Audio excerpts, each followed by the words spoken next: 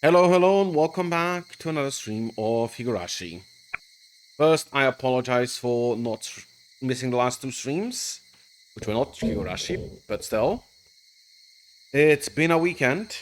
It's a shame because I'm going on holiday in a week. And you know what? You kind of want to already be kind of relaxed going to the holiday. But oh well. Anyway, we are finishing Meakashi today and tomorrow. Considering trying to really push it and do 4 chapters today, but I'm not in the mood. The two shorter streams would be perfect for me. That's just what I'm going to do. Today we're going to do 2 chapters of Meakashi. Tomorrow we're going to do two more and what's it called? Bonus All-Star. What's it called? It doesn't even show up here yet. The roundup at the end. So let's go. Last time, Shion went absolutely insane. She's been going kind of insane, but she sure has broken all limits. It's pretty clear now that she has been. She and Shion switched in original Watanagashi, or so it seems, and she's the insane murderer, not Mion. And all her confessions that what's it called? That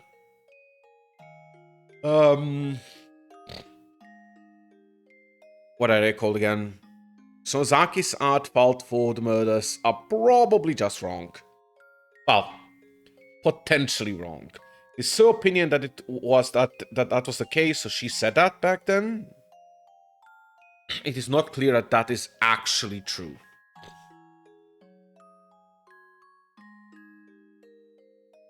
Anyway, let's go. I was having such a happy dream of torturing my sister. Satoshi-kun was in the dream. He was leading his normal, everyday life. He was back on the baseball team. Irie and I acted normally around him, because we knew that's how mature people should act. We welcomed him back, as if he had been here with us the whole time. Although his hits well in practice session, this still doesn't do well in the real game. Come on, Satoshi-kun. 3 strikes already? I'm cheering for you. Alright, I should switch music. See, this time I remember.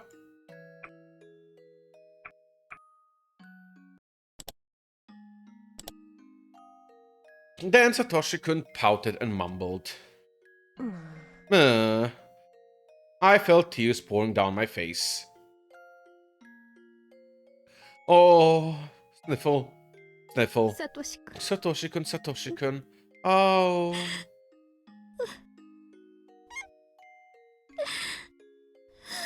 The happy dream faded out with my sobs. The harder I tried to focus on it, the faster it faded. Soon it was all gone. I'd see the bright morning sun through the crack in the curtains. I was in Mion's room at the Sonozaki house. When did I come back? I was crouching in the corner of a room and crying. A dream is a dream. I wish I hadn't woken up. One must wake up from a dream. We live in a world where there are no dreams, and that's why we always wake up. But I wasn't sure if I was the only one dreaming the dream, because I felt like Satoshi-kun was right beside me. Satoshi-kun, did you come back? There was no reply. That was the rule. If it was Satoshi-kun, I wish it would just smile at me. Just once. But Satoshi-kun's presence faded away, as if he were never there to begin with. Heard the phone ring by the door. Ah, that's right. I was the only one in the house now. Had to answer it. Got up and walked to the front door. Didn't they have like 2 servants or something? I felt unsteady, so I put my hand on the wall to support myself. I hardly got any sleep. It was like I had a bad cold. The phone continued to ring. I probably didn't have to answer it, actually. But I was still half asleep, and all I could think of was answering the phone. Hello, Sasaki residence.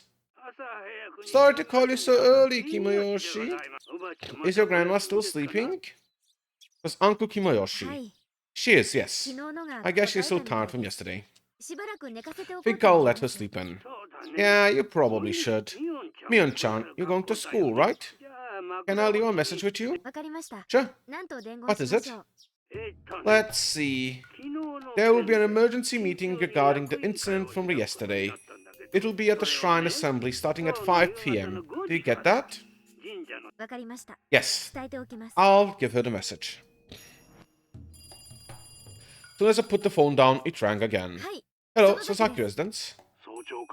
Good morning. Sorry to call you early. This is Kasai. Is this Mion-san? Good morning. Kasai-san. Good morning. Is Shion still there? I wasn't panicked, but I hesitated.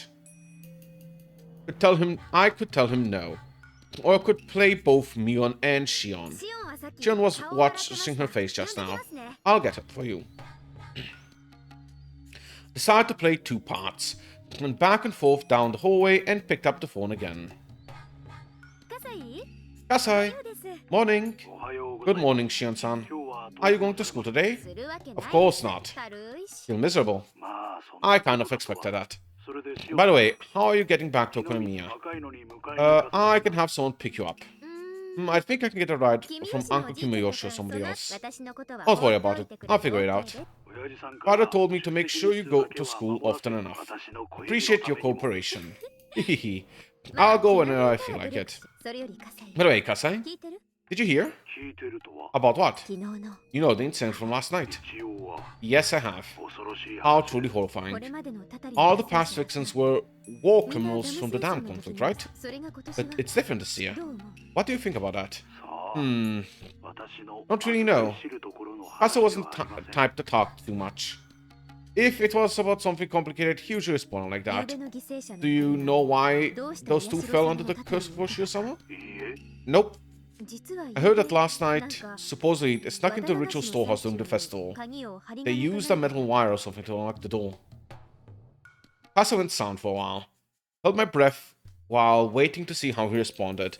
Expected him to say that he couldn't believe those people were chosen as victims just for sneaking into a storehouse. I expected him to say that it was just too unrealistic. I see. That was stupid of them. Since Take-san was an outsider, I bet he didn't know. I went along with Kasai, but I felt disturbed on the inside. Kasai didn't wonder why breaking into the ritual storehouse would justify their deaths. I'd known Kasai for a long time, which is why I knew there was a heavy meaning to what he said. By the way, Kasai, actually, I did it too. Did you go in? Yeah. You went inside the ritual storehouse. Shion-san? Yeah. Takano-san invited me. Takano-san told Take-san, remember Keiichi who just moved here recently? Him and me, that makes 4 of us. I heard Kasai sighing heavily. Even though he didn't say a word, could tell he was shocked. I'd never known him to act this way before. Shion-san, don't you remember what happened last year? How do you think you can take care of this? Last year it was 3 nails, so maybe 5 this year? Sorry. I wasn't trying to make light of the situation. I knew I shouldn't have done it. Regret it at least a little bit. But is it really a terrible thing to do? You're related to Sonozaki main family. Do you really think people would understand? But I've been living in Okonomiya all my life. The old woman hated me. I barely been to Himizawa. Besides, I was stuck at school. How could I know about any of that? I heard another sigh from Kasai. That sigh told me my excuses would be useless. Shion-san, I'm your ally. I want to support you as much as I can, but there are dangers even I can't protect you from. Besides, she... Sorry, this is here. I have to go. See ya. Click. I interrupted Kasai and hung up. I didn't want to hear it. I didn't want to hear Kasai reject me. He who had been an ally all my life. Shit. Damn. It.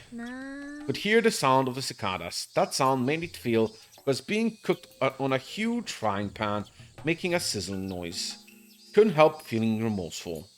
Now I knew that sneaking to the ritual storehouse wasn't a laughing matter, but I really didn't know it at the time. Sure, the door was locked, so did... Oh. Sorry? So they didn't want anyone to go in. Then why did they change the lock? What did they say? I think this Rika-chama said that the previous lock was too heavy for her, so she had it changed to a cheap one. That's how Takano-san broke it. If the heavy lock was still there, this wouldn't have happened. I slapped my forehead. Ha ha ha. Then I took a deep breath. Had to calm down. What was the point of fussing now? I already past the point of no return. There was no use thinking otherwise. The hag was already dead. Even if she wasn't, she was now at the bottom of the well. Therefore, it was already past the point where I could just cut my fingers off in apology. Felt so unstable. I'd walked on the fence around the swing at the park before, as if I was walking on a tightrope. It was fun because even if I fell, it was only a very short distance. But it wouldn't have been fun if I were up really high. At that very moment, I was in fact already on a tightrope that was a lot higher than the fence at the park. As soon as I took a step, the rope behind me would vanish. I couldn't step back because there was nothing behind me. That was, in short, the current situation I found myself in. Just standing in one spot was all I could do. Even if I never took another step, I'd fall if I wasn't careful.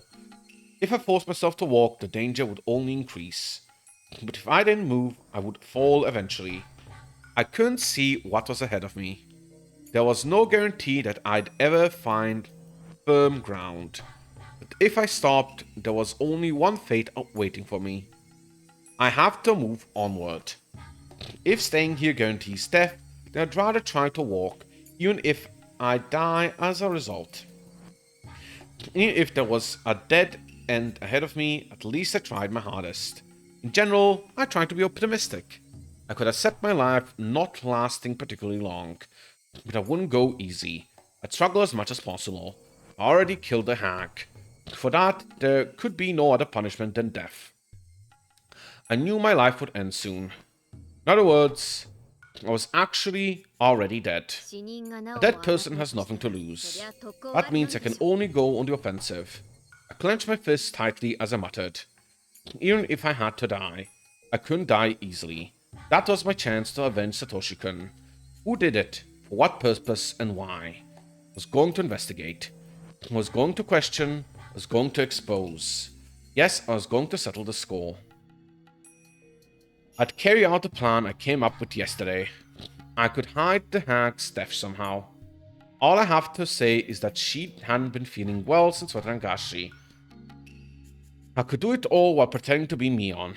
Just in case her friends at school became suspicious, maybe I'd start telling them I hadn't been feeling well either. In fact, I did feel groggy from the lack of sleep. When I became Mion, Shin would automatically disappear. I'd already told Kasa that I snuck into the shrine storage. So he'd probably end up telling people that I was demoned away due to the curse of Hoyoshiro-sama. The last person I'd have to think about was the fourth one that snuck into the ritual storehouse, Keiichi Mibara. Maybe I can use him as bait to lure out the enemy. Sorry, Kei-chan, you're going to be my bait. I felt a bit bad, since I was starting to like him. With all that figured out, let's go to school. I'd gone to school as Mion before, so I knew how things worked. It was almost time to leave the house.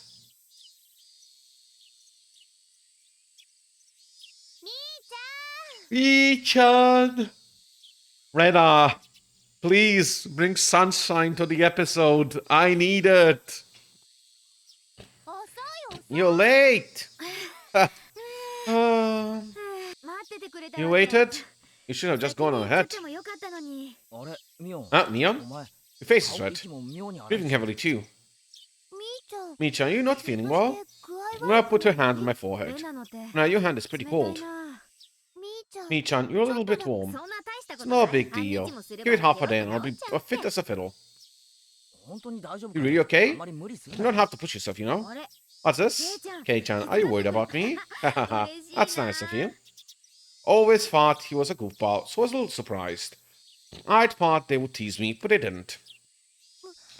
I just think you shouldn't push yourself so hard. You can tell the teacher you have to take the day off. I'm fine. I took some medicine. I think it's already working.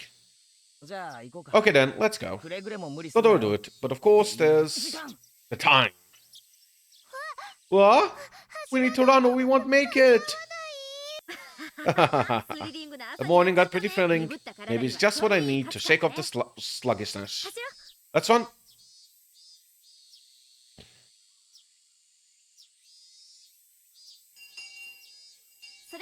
President, if you would. Everybody stand up. At attention. I'd made the same mistake before. I never learned, do I? You think Mi-chan is doing okay? She doesn't look good. Oh, really? Unfortunate. It was a good idea to make them believe I was sick. Even if I did things differently from Mion, I had an excuse. Well, you know, girls have those days when they don't feel well. I don't have those days. Nipa. Mion's friends kept each other occupied and left me alone. Keiichi Mibara. He might suddenly disappear one day. I couldn't let that happen. That would be like letting a fish take the bait and swim away while I was fast asleep with a fishing pole in my hands. I couldn't miss the moment the enemy took a bite out of Keiichi. I had to be very careful. It was impossible to keep my eyes on him 24 hours a day. Spying on him at school like this wasn't a good idea. I should have him meet with Shion and let her explain that he's in danger. Maybe we could set up a strategy together. I don't think Keiichi realized how serious a crime it was to step into a ritual storehouse. I hadn't, after all. Since last year, all the incidents that relate to the curse had probably been investigated in secret. People involved in the three families would know about the incident from last night, but Keiichi shouldn't know anything. If he knew where he stood now, he'd be more cautious too. That should make him aware of his surroundings, and maybe he would notice if anything odd took place. The teacher caught him sleeping, so he ordered him to go wash his face. He walked out into the hallway. Was sleepy too. Had to be alert, but I couldn't clear my mind due to the lack of sleep. Decided to go home early. I had been pretending to be sick since morning. My request was approved. As I exited the building, I saw Keiichi washing his face. Thought you'd be out here. Feels better outside, huh? Mion. Yeah. No cutting class now. It looked like it felt refreshing for him to wash his face with cold water. I washed my face too, but it didn't feel as good as it looked. Mion, how is your cold doing? You're sleepy because of the medicine, not from the lack of sleep, yeah? Actually, this is a secret, but after the festival yesterday, I got wrapped up in the party with my relatives were having. And well, I had of it. Yup, I pretended to drink with an invisible glass. Are you hungover? How old are you? Keiichi exaggerated his reaction, but he still seemed worried. Okay, later, I'm going back. Be careful on your way home. Don't wobble into a sewer or brook, got it? Keiichi turned around to go back to the classroom. Oh, one more thing, Keiichi. Stop, Keiichi. In response, turn around. What's up? This may sound weird, but I don't think too hard about it. Well, depends on what it is. Last night, near the end of the festival, did you see Tomitaka-san or Takano-san anywhere? Notice Keiichi's body tense up. His reaction proved that he felt guilty about sneaking into the ritual storehouse. He was frightened that Mion Sonozaki might know about it. Guess this was enough to give him a certain impression of Mion Sonozaki. You know Tomitaka and Takano-san, don't you? Remember, Kei-chan, when the four of you were talking to set up the day before? I could clearly see how this made Keiichi felt. He was trying to come up with an excuse. I can't remember. I might have seen them or not. He was both a bad liar and a bad actor. He wasn't really that intelligent at all. Well, that would make him a suitable friend for Mion. Oof. He was just a brat, unlike Satoshi-kun. Although, when it came to lying and acting, Satoshi-kun was also the same level. Maybe Keiichi might be credited for at least trying to tell a lie. Satoshi-kun wouldn't have even said a thing. I don't need to be thinking about that right now. Right now. I see. Then one last question. On the same night, did you see Shion? That was a very mean question. Keiichi was perplexed, as I'd expected. Didn't you ask me that yesterday? I think I told you that I wasn't sure if I had or had not. I'd asked him that yesterday? He must have meant that the Mion Sozaki asked him that question. In other words, she asked him that after he left the storehouse and got back together with his friends. Damn you, Mion. When I asked her, she said she had no idea we went to the original storehouse. Shit. Did you? I guess I just thought I'd get a different answer if I asked you again. Why are you so intent on knowing if I did or did not? He was getting defensive. Keiichi couldn't hide his panic as he flared up at me. It's not important. It's just that there are some people who are speaking poorly of Tomitake-san, Takano-san, Shion, and Yuke-chan. He didn't really hear what they were saying, though. Keiichi was really perplexed now. That wasn't fun at all. But it could still be an interesting game. Don't believe that you were doing something bad. I just wanted to ask about it, so I did. Sorry for making you uncomfortable, okay? Made sure Keiichi-san felt a sense of crisis, then left. Nobody can tell us apart. We're Mion and Shion, perfect twins. Notebook page 186. Is this the day where she goes to the library? When I returned to the Sonozaki house, I saw a woman with an apron on. It was the housekeeper. Her name was Shimiko-san. The hag had a few housekeepers who took care of the chores around the house. Mion-san, I'm glad you're here. Oh, Shimiko-chan, can I help you? Then it was her turn to come help out at the house. She'd arrived, but the gate was locked and she couldn't get in. She'd called, but there was no answer, so she had just been standing there, not knowing what to do. Something must have happened to Granny at the festival. She's been in an evil mood ever since last night. I see. Chico tried to remember if she had done something wrong. She's ignoring you. She's just sleeping. She was up until very late, so I bet she can't wake up yet. You know how she is, right? Once she gets into the mood, it'll take a long time for her to be happy again. Yes, that's too bad. I think it might be better that you don't show up for a while. Even if you don't mean to upset her, Brain might take it the wrong way. Just let me take care of it. I see. Are you sure? Very grateful, though. Sorry to make you do this. But could you let the other housekeepers know that they don't need to come for a while either? When Granny feels better, I'll give you a call. So let's just leave her alone for now. Shimiko-san bowed and then left on her bicycle. Anyone who had ever experienced Granny's wrath could understand. I headed into Mion's room, set her clock for 2 p.m. and crawled into her bed. I need to recover quickly. I had to be sharp, calm, and cool-headed. School should be out by 2 p.m. Maybe I'd get in touch with Keiichi. I'd have to call him. Then there would also be a staff meeting at the Furuta Shrine Assembly Hall in the evening. All the leaders of the three families, their relatives, and the town council members would gather at the meeting. There were all authority figures in Higurashi.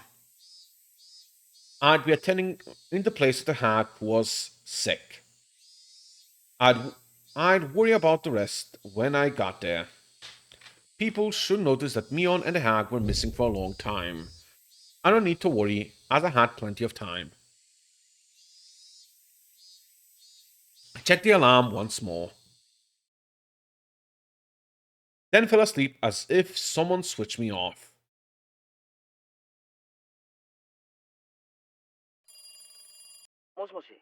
Hello. This is Sonozaki. Well, the younger one. Hello. Do you have time to talk right now? Shion, but you'd be sleeping in today with a hangover, so Miss Mion. What? My sister had a hangover? That's so like her. Keiichi had no idea that Mion he saw earlier was actually me. He didn't notice when we talked in person, so there's no way he would notice on a phone. I never knew that playing two roles would be so much fun.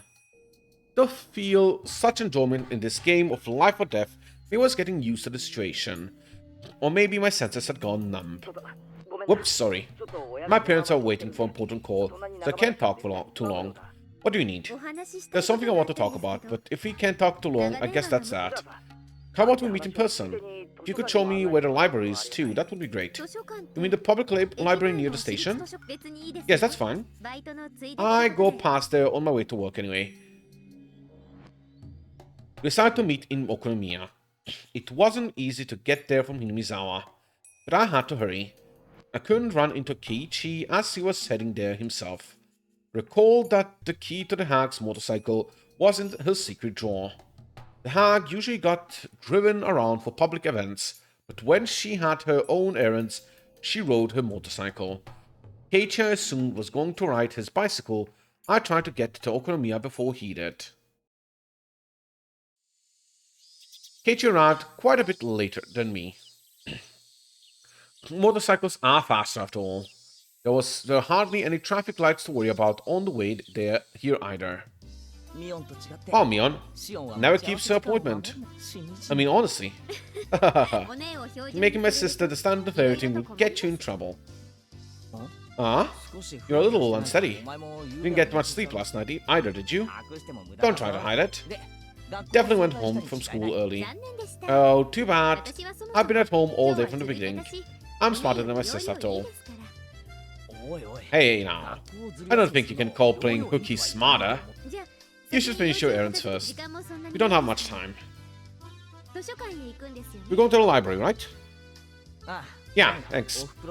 My mom had to return some books by today. Is the library far? No, it's right nearby. Meant it when I said we didn't have much time. Had to hurry a little. Was just going to talk to him on a phone, but ended up coming all the way to Okonomiya. About talk, Keiichi would slowly head back to Mizawa on his bicycle. I have to rush back there while making sure I don't run into him. Otherwise, I couldn't make it on time for the meeting. Maybe I could be a little late, but since I need to hear everything... Sorry, so I need to hear everything they were going to discuss. I didn't want to be. This was the Shishibone Public Library. It was sizable, filled with collections of moldy, smelly books.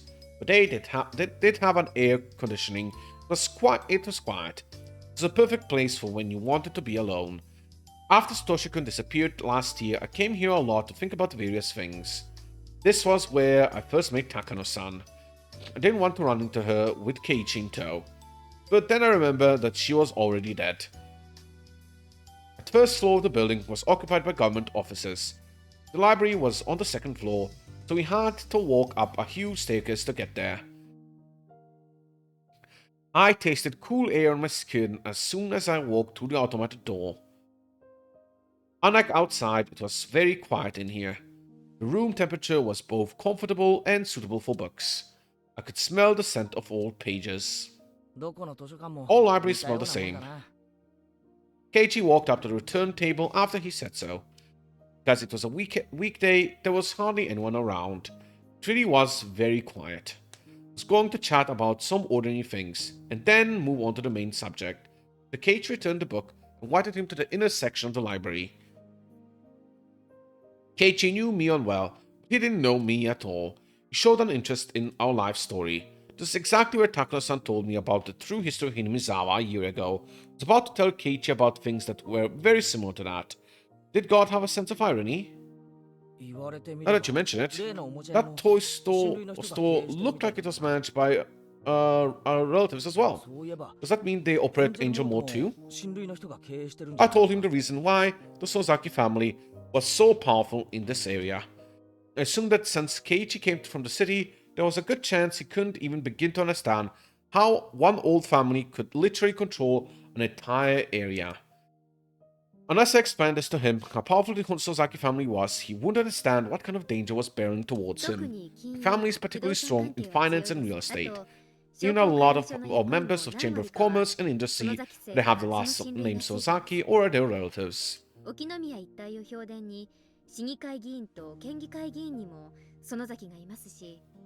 There are Sonozakis in the City Council and the Prefecture Assembly too, since they have the Okonomiya area giving them strong electoral support. Wait a minute. This all seems to escalate pretty quickly. Relatives operate shops in downtown Okamiya, and they're especially strong in finance and real estate. On top of that, a lot of the people in the Chamber of Commerce and Industry are relatives. There are even some elected to local officers. Keiichi counted with his finger. He was clearly surprised to hear all that about the Sonozaki family. It seemed he was flexible enough to accept even something that sounded outrageous to him. He was starting to understand things, although slowly, the way he viewed Shion Sonozaki was changing little by little. That should be enough of background information. Now I could go to explain about Mion Sonozaki, the successor. That I changed the subject like Takano-san did with me. I'd go on to talk about the curse of Hiroshima and then the series of mysterious deaths. So then, the Sonozaki family, it's pretty famous in the area. Yep. Crazy, isn't it? A fat man with a cigarette suddenly cut into the conversation. Oishi? Why was he here? Hello. Good afternoon. Are you on a date today? Ah, what I would do to be young again. If you thought we were on a date, then why are you bothering us? Oishi-san? What timing? It couldn't be a coincidence. I knew this man too well. He was crafty, sly, and clever. His presence here can't be a coincidence. Did he see us somewhere in town, followed us? But why? Did he need something from me? Keiichi, or perhaps the both of us? What I could guess, I don't think it was me that he wanted something from. It was almost like he was trying to keep Keiichi away from me. Oishi was aware I gave false testimony to protect Satoshi-kun last year. Maybe he didn't think he could talk to Keiichi if I was around. Why did Oishi need to talk to Keiichi? It must be about the incidents from yesterday. I'm sure there were plenty of plainclothes officers at the festival. They had to have seen who was last with the victims. In other words, Keiichi and me. But Oishi I knew was hard to deal with. That's why he was focused on Keiichi at present. Why did he have to show up at a time like this? Maibara-san, right? You one tough guy. Two-timing the Sonozaki sisters, are you? No, I'm not two-timing anyone. Keiichi looked at me, hoping for assistance. He blushed. It was that way he panicked, reminded me of Satoshi-kun. That aside, this wasn't going well. Oishi might even start talking about my relationship with Satoshi-kun. I don't want him to, nor did I want Keiichi to have any preconceptions. Oishi took a quick glance at me. His eyes told me something. He was purposely talking about the things I'd rather not talk about. He was basically telling me to leave, or he'd continued on to something that was worse than what they were currently talking about. He didn't use words, but his eyes clearly communicated that way. Anyways. Damn this big fat weasel. I'm sorry, Kei-chan. I really need to get to my job.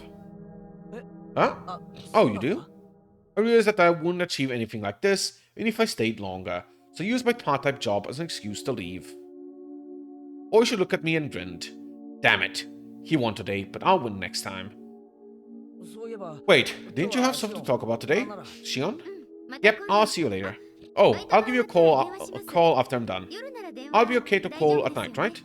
Yeah, probably okay. Then I'll talk to you later tonight. Bye.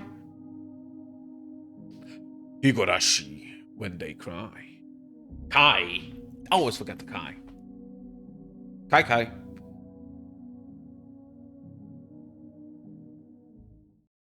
Okay, can't wait for the council.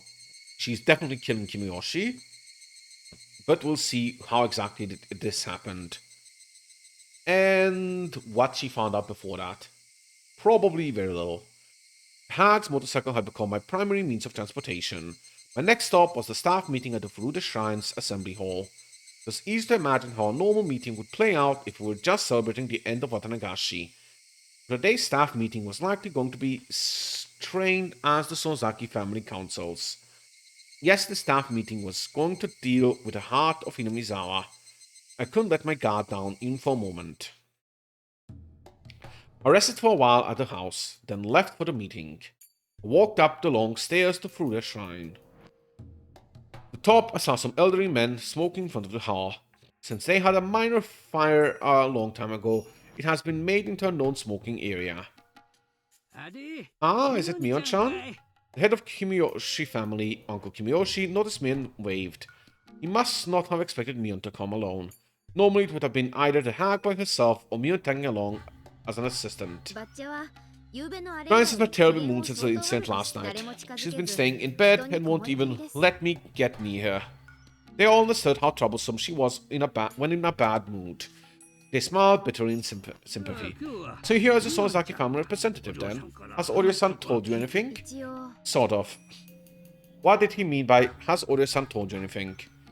The line by itself didn't really explain much. The staff meeting was usually led by the mayor, the head of Kimiyoshi family. And he'd asked me, as the substitute for the Sonozaki head family head, if I'd heard anything from her. I then realized who was supposed to lead today's staff meeting. Uncle, no, Kimiyoshi-san. We really have to lead the meeting today. According to the ranking order of the family council, any substitute for the Sonozaki family head is above the Kimiyoshi family's head. In other words, I'd have to lead today's meeting. There was no way I could do that. Don't worry, I'll do it. You can just take a seat, Mion-chan. If there's something you heard from Oryo-san, you let us know, okay? Miyoshi-san, why don't you get started? Everyone's here now. The smokers put out their cigarettes and went back into the hall. The tables were set in the horseshoe shape, not horse shape.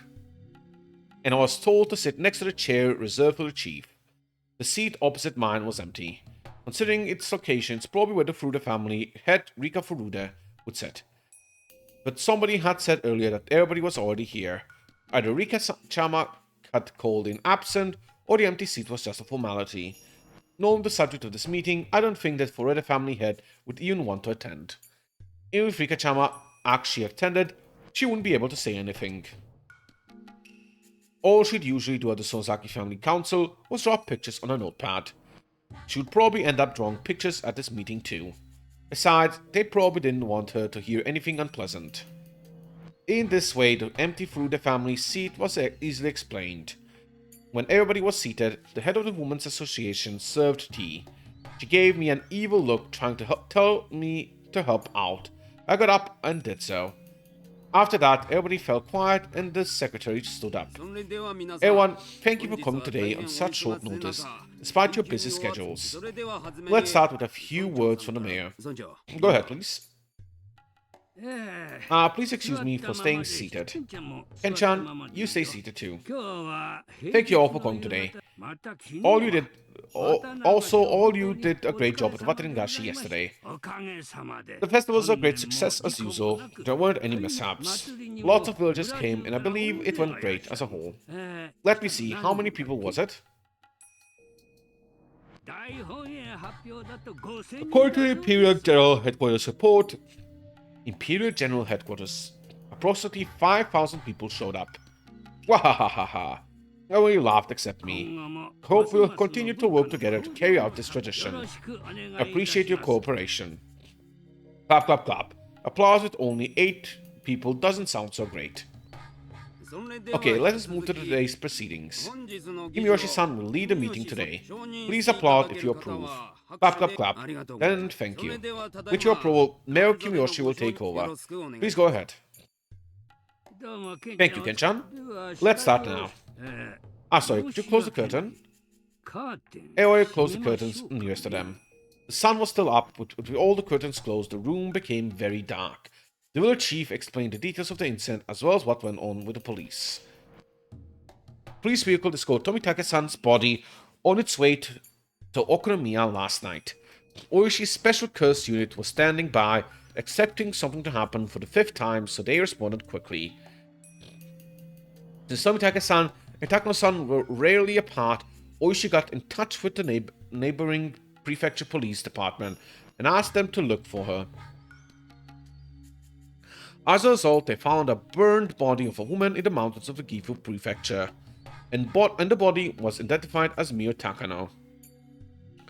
Considering the circumstances, the police end up labeling the incident as the 5th and ongoing series of mysterious deaths. When he finished, there was a dead silence. I watched to see who would speak first. Nobody said a thing. Then I noticed Kimiyoshi-san was looking at me. This is where the head of Sonozaki family would speak. Mion-chan, has Ore-san said anything about the whole thing? Everybody looked at my direction. For sure, they could see the hack in me. I'm Mion Sonozaki, acting head of the Sonozaki family. I'm here in place of Oreo, the current head. Thank you for having me. I became Mion. I tried to become as cold as unfeeling as Mion I witnessed a year ago. That cold version of Mion was inside me. That was me. I was her. Fortunately, the curse of Ushio-sama has come to pass for the 5th time. This is deeply regretful. Everyone was helped captive by the vault. Wasn't a little girl anymore. The hag was speaking through my mouth. They all heard me and trembled in fear. Does anybody know why the curse happened again this year? To my question, everybody whispered to each other. I will tell you. That's because they broke the rule of the ritual storehouse and desecrated the sacred grounds within. How dare they? A few elderly men got up and yelled. The fools! You can't believe this. They deserve to be killed. Ushio-sama, please calm your anger. Oh my, how did this happen? Ushio-sama, this is why we hate outsiders. They just don't think. They're just too stupid. They got what they deserve. It was all their fault. Angry old men yelled even as they trembled in fear. Their sudden change scared me a little more than a little. You know, Uncle Kimiyoshi was usually so gentle and sweet. He became like a demon of war, cursing those who broke the rule of the ritual storehouse. Had become like a raging ocean inside the assembly hall. Their yells spun about like a whirlpool. They roared, crashed, and howled. Meanwhile, doing nothing but watching, I could feel myself turning pale. Mion threatened me yesterday, and Kase had been shocked this morning. What I saw before me was similar to that. Even the sweet and gentle Uncle Kimiyoshi was saying they deserved to die. I was fearful of the sudden change in those elderly men. More than anything, the fact that they all believed that those people deserved to die for trespassing is what terrified me. It wasn't just that, of course. The real thing I was scared of was that I was one of the people they wanted dead. In other words, it was almost like they were telling me to die of the curse. If they were going to find out I snuck into the ritual storehouse, it was very possible that they would strangle me on the spot. Actually, they might not kill me that easily. By then I was certain. People in this room were true believers of Ushio-sama just like the hag. They wouldn't hesitate to murder whoever made Ushio-sama angry on his behalf. Even if they didn't carry out the killings themselves, they would pretend they didn't see anything. Yes, not even if my head was cut off right in front of them. Everybody here would act in collusion and say it never happened today. If they all testified that they waited and didn't show, I'd be demoned away. It would be far too easy for them to erase someone and to have them disappear. There was no mistake. The people linking the hag and the curse were definitely here at the meeting. Continued speaking. I was Mion Sonozaki. I was on the side responsible for the curse. Therefore, at the moment, I didn't need to worry about anything. Nobody could tell the difference between Mion and me. That's what would keep me safe. Please be silent. Hey, quiet down. Uncle Kimiyoshi helped me to quiet everyone down, but the tone was violent. He really scared me. Everybody gradually became silent. In fact, it was 4 people who snuck into the storehouse. 2 more remain. The people once more became restless upon hearing that, but Uncle Kimiyoshi yelled at them again and they settled down. Futake-san and Takano-san were old enough to be made responsible for their own poor judgment. The salt the curse of Ushio-sama fell upon them immediately. The other 2 are simply children. The curse has yet to fall upon them, but there will be some kind of punishment. Everybody stayed quiet this time. They all turned genuinely pale, trying not to miss a word I said. After all, they were all thinking that the kids I mentioned could be their own relatives or even grandchildren. They wanted to know who they were to put their minds at ease. The other 2 who snuck into Rucho's house were Shion Sonozaki and Keiichi Mibara. I could feel the air getting drier. It was so dry it almost felt like it was going to start making a crackling noise. Shion Sonozaki has already. I didn't even hear the old people breathe. I took a peek at Uncle Kimochi who was sitting next to me. He adored Shion as if she were his own granddaughter. She had been demoned away. If I wanted to say how distressed and sad he'd look, and when I saw his face, felt a sensation on my back, as if skin itself was making a crackling noise. He didn't even have an expression on his face. Kimiyoshi adored me. I loved him and thought he loved me too. That's why I expected him to be saddened after learning that I met with such a cruel fate. What was I thinking? The memory of his warm smile shattered inside me. There's no way of describing the fear I experienced at that moment. In mere words, he had suddenly changed into something I didn't even recognize. Interesting. Akukimiyoshi noticed me looking at him and spoke. What about Keiichi Mibara? Not yet. I had to take a deep breath to regain my composure. All four who snuck into the ritual storehouse will suffer the curse of Hoshio-sama. Keiichi Mibara is no exception. Chilling looks, cruel looks, emotionless looks. Yeah, this is interesting. Again, damn did chapter 2 Watanagashi fucking screw with everything. It really gave you so many wrong impressions about so many people. I had somewhat written off Kimiyoshi as being a big part of the murders because he tried to stop Shion from getting murdered because he was such good relationship. And what we heard from Mion in the chapter, but not really, and other people, that he's just a figurehead. But oof, oof, oof. Fucking Shion. Chill looks, cruel looks, emotionless looks, shrewd looks. The looks of the people who were about to snap. I could feel the demons crawling, chewing with my words while they stared at me with their sharp eyes. I could see some of them sticking their snake-like tongues in and out. I could see flames in some of their eyes. They were memorizing the names of the intruders the curse had yet to fall upon. And so the meeting went on. We were told not to tell the police too much. To report what they asked us. To hold another meeting whenever something of significance happened. If something unexpected took place, we were to get in touch with either the head of the Kimiyoshi family or the head of the Sonzaki family for instructions on what to do. With those closing remarks, the meeting was over.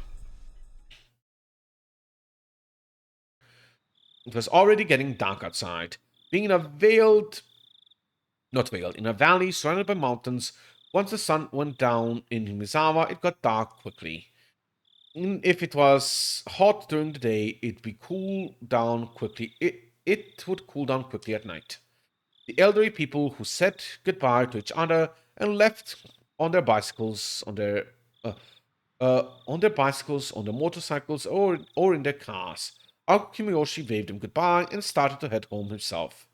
I called out to him, Kimiyoshi-san, do you have plans after this? I called him Kimiyoshi-san instead of Uncle Kimiyoshi. He stopped. I don't have anything planned. Would you stop by my house? Does Oryo-san want to see me? Yes. She wants to talk to you about something in person. Okay, I'll stop by. Uncle Kimiyoshi arrived at the Sozaki house. He often came to the house to have secret meetings with the hag, so he wasn't suspicious at all.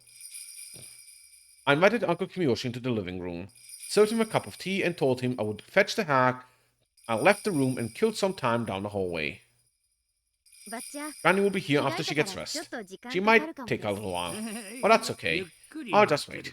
Uncle Kimiyoshi relaxed as he sipped his cup of tea. I sat next to him. Jing wants to talk to you about Shion. I mentioned my name and watched his reaction. Uncle Kimiyoshi looked so grim. Couldn't even tell if he heard me. Decided to continue speaking until he reacted in some way. Remember the incident from last year with Shion, yes? Became friendly with the people of Hojo family. She was forgiven after ripping out her nails, wasn't she? Yes. 3 nails. Uncle Kimiyoshi folded his arms and thought for a while. Where is Shion-chan now? In the basement. How is she doing? Uncle Kimiyoshi sounded worried. When I heard that, I felt relieved that Uncle Kimiyoshi was on my side. His anger in the assembly hall was just an act. She has been crying. Neon-chan, tell me, what is Oryo-san going to do with Shion-chan? He hasn't told me any details. As you know, Granny becomes awfully quiet when she's truly furious. Going into the ritual storehouse, huh? Furthermore, it's her own granddaughter. That's a tough decision to make. Uncle Kimiyoshi thought The hag must be unsure what to do with Shion. What do you think? What do you think will happen to Shion? Well, I'm sure it will be far more than just 3 nails this time. Knowing how old your son is, she won't hold back just because it's her granddaughter. Actually, she might be even more harsh, especially because they're related. Yes, she did go into the ritual storehouse. That's not something that can be forgiven so easily. Indeed. It's sacred after all. But in a way, maybe it's not fair to Shion. She may have been away from Hinizawa, as you know. I'm not sure she knew she wasn't supposed to be in the ritual storehouse, but maybe she didn't know how forbidden it was. Yeah, that's true. Poor Shion-chan. Under the tool on my back, how would you tell the difference between Shion and me? There isn't one. There's one point in distinguishing between Mion and Shion in the first place. There's no point. Twins are proof of bad luck. One should be eliminated as soon as they are born. Such is the family precept that the hag actually put her hands around my neck right after I was out of the womb. That's how the story went, at least. In the end, the hag didn't kill me, but instead pretended I didn't exist. She forced herself to call one of us Mion and the other Shion. She adored Mion and hated Shion.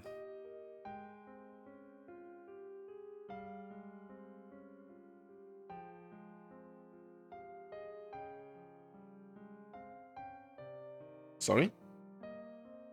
My sister and I never understood why we had to go through that.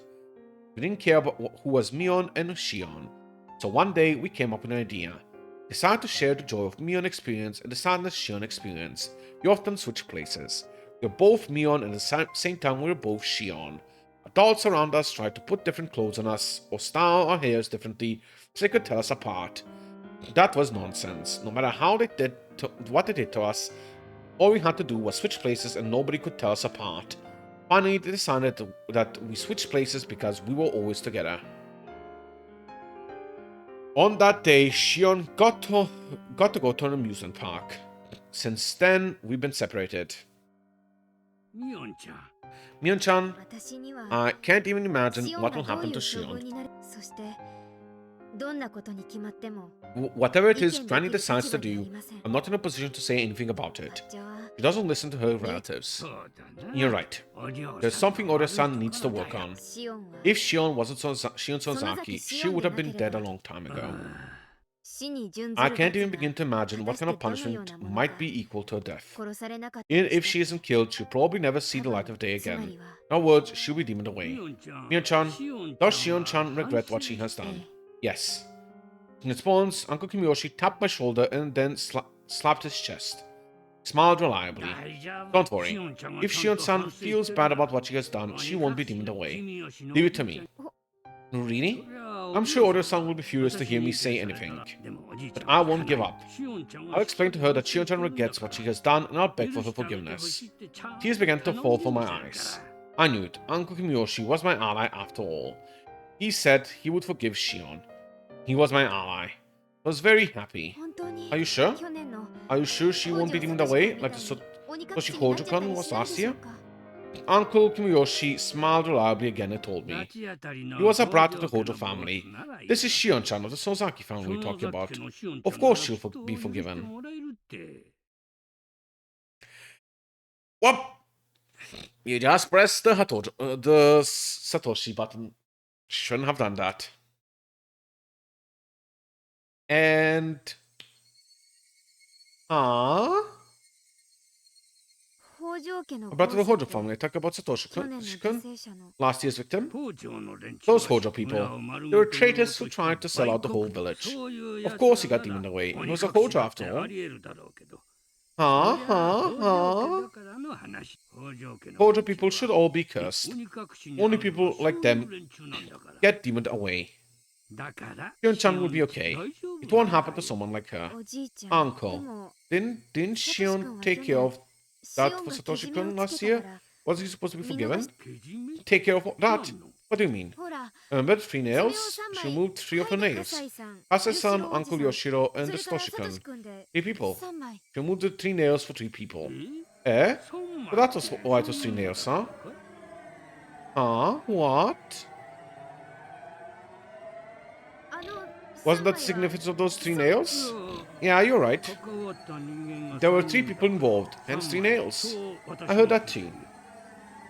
But what? Kasai-san, Yoshio-san, and Shion-chan, that makes 3.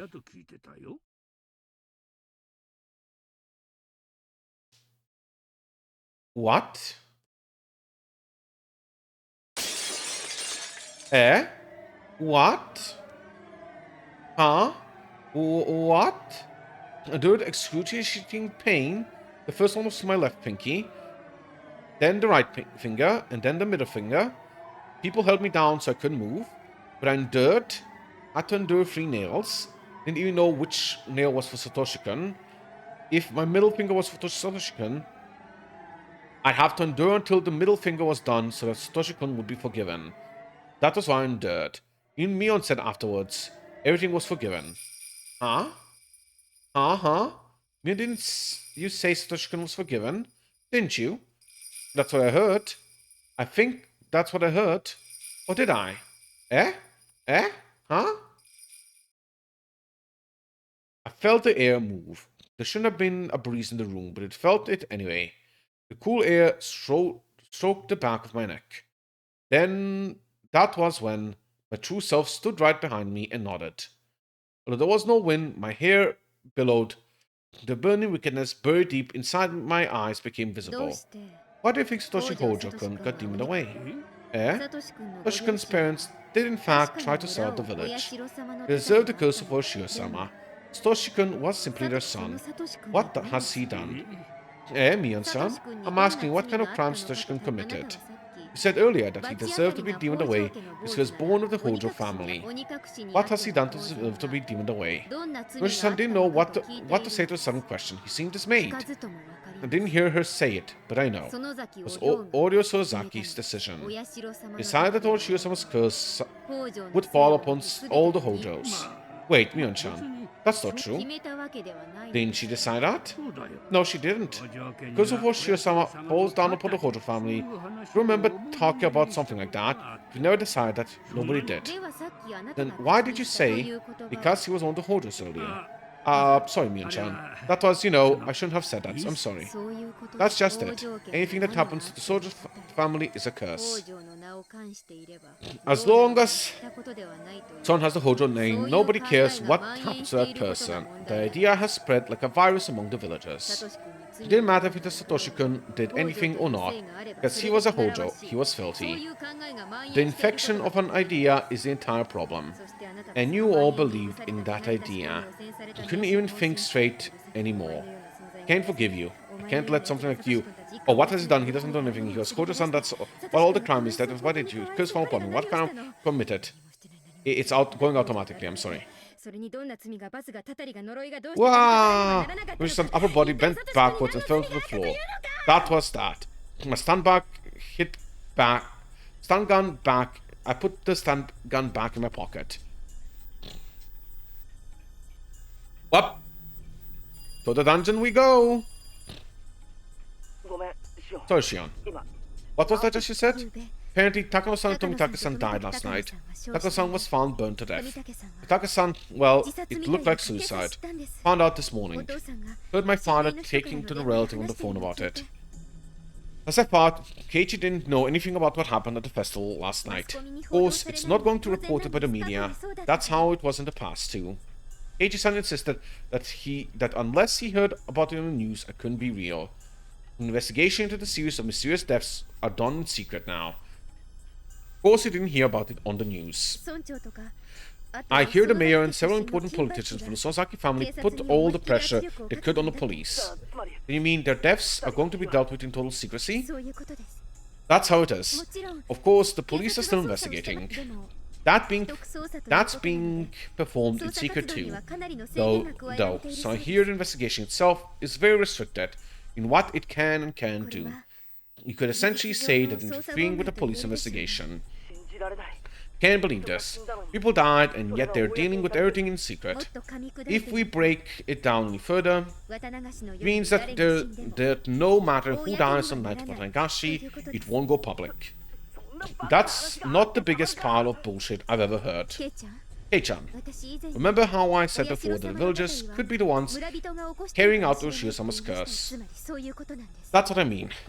At some point, a tradition was created here in Himizawa, where every year you're allowed to kill someone on the night of Watanagashi. Yes, that's true about the series of mysterious deaths in Himizawa, also known as Ushio-sama's curse. On the death of Watanagashi, on the day of Watanagashi, 2 people will be killed. The perpetrators are using the curse of Ushio-sama as an excuse to kill one victim and make another disappear. That's why the curse of Ushio-sama took place. That's what happens in Himizawa, and that's what happens with the curse. Sorry, I actually glossed over that. And that's what happens with the curse. What Higurashi said is all true. Infecting everyone with the idea that the enemy from the dam conflict deserved to die was the root of all of this. That was the system of the vague commands used in the Sonozaki family, created by the head Oryu. One thing that must be mentioned about the command system is that the person giving the orders and the one executing them didn't need to interact in any way. Though Oryu was the commander, she never gave actual orders. She only had to expect something to happen.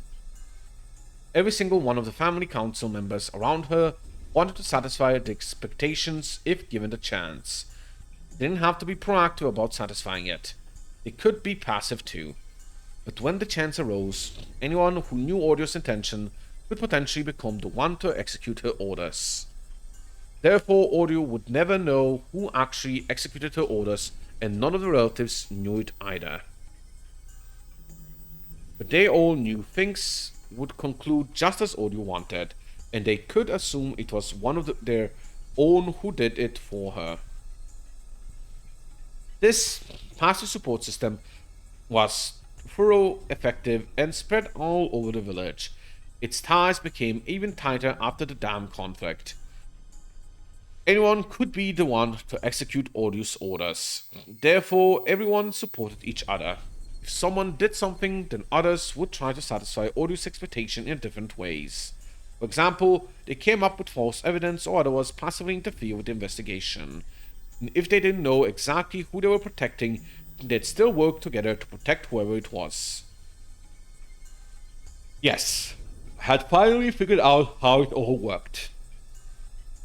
Sure you did.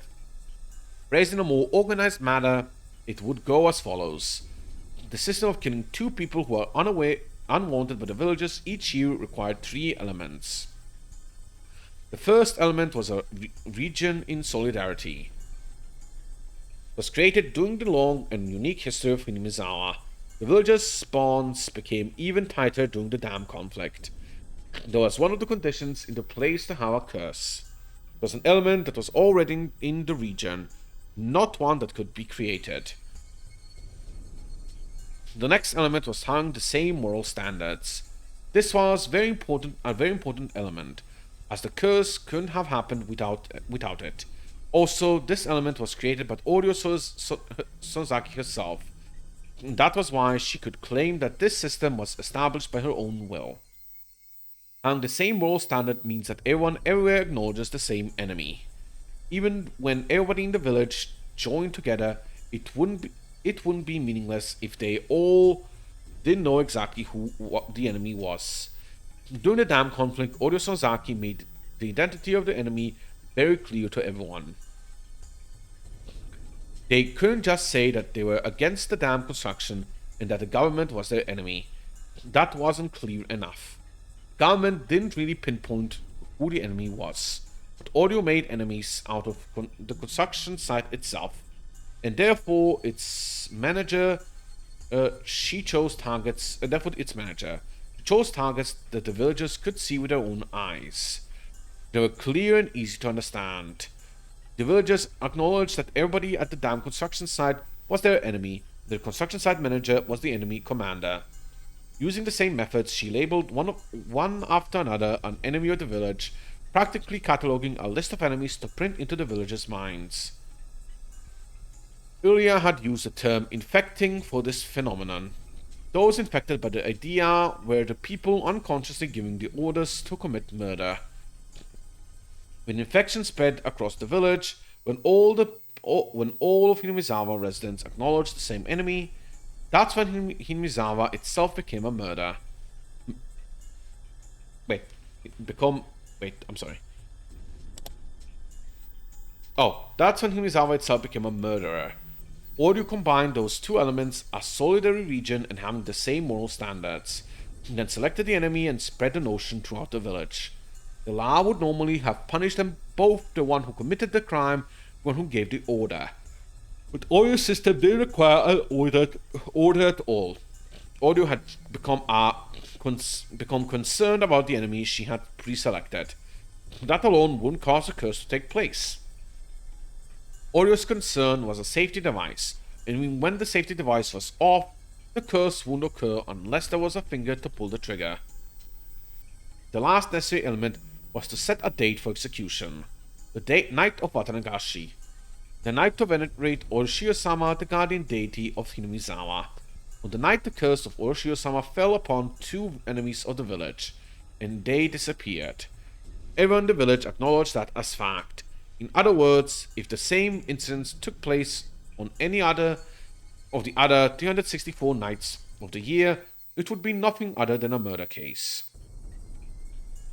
But if it happened on the night of Watanagashi, then it would transform into the curse of Oroshio-sama. The idea that the villagers are allowed to kill their enemies on the night of Watanagashi had infected them.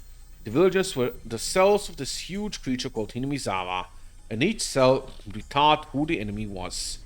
The set date was basically a green light for whoever was in the best position to kill the enemy.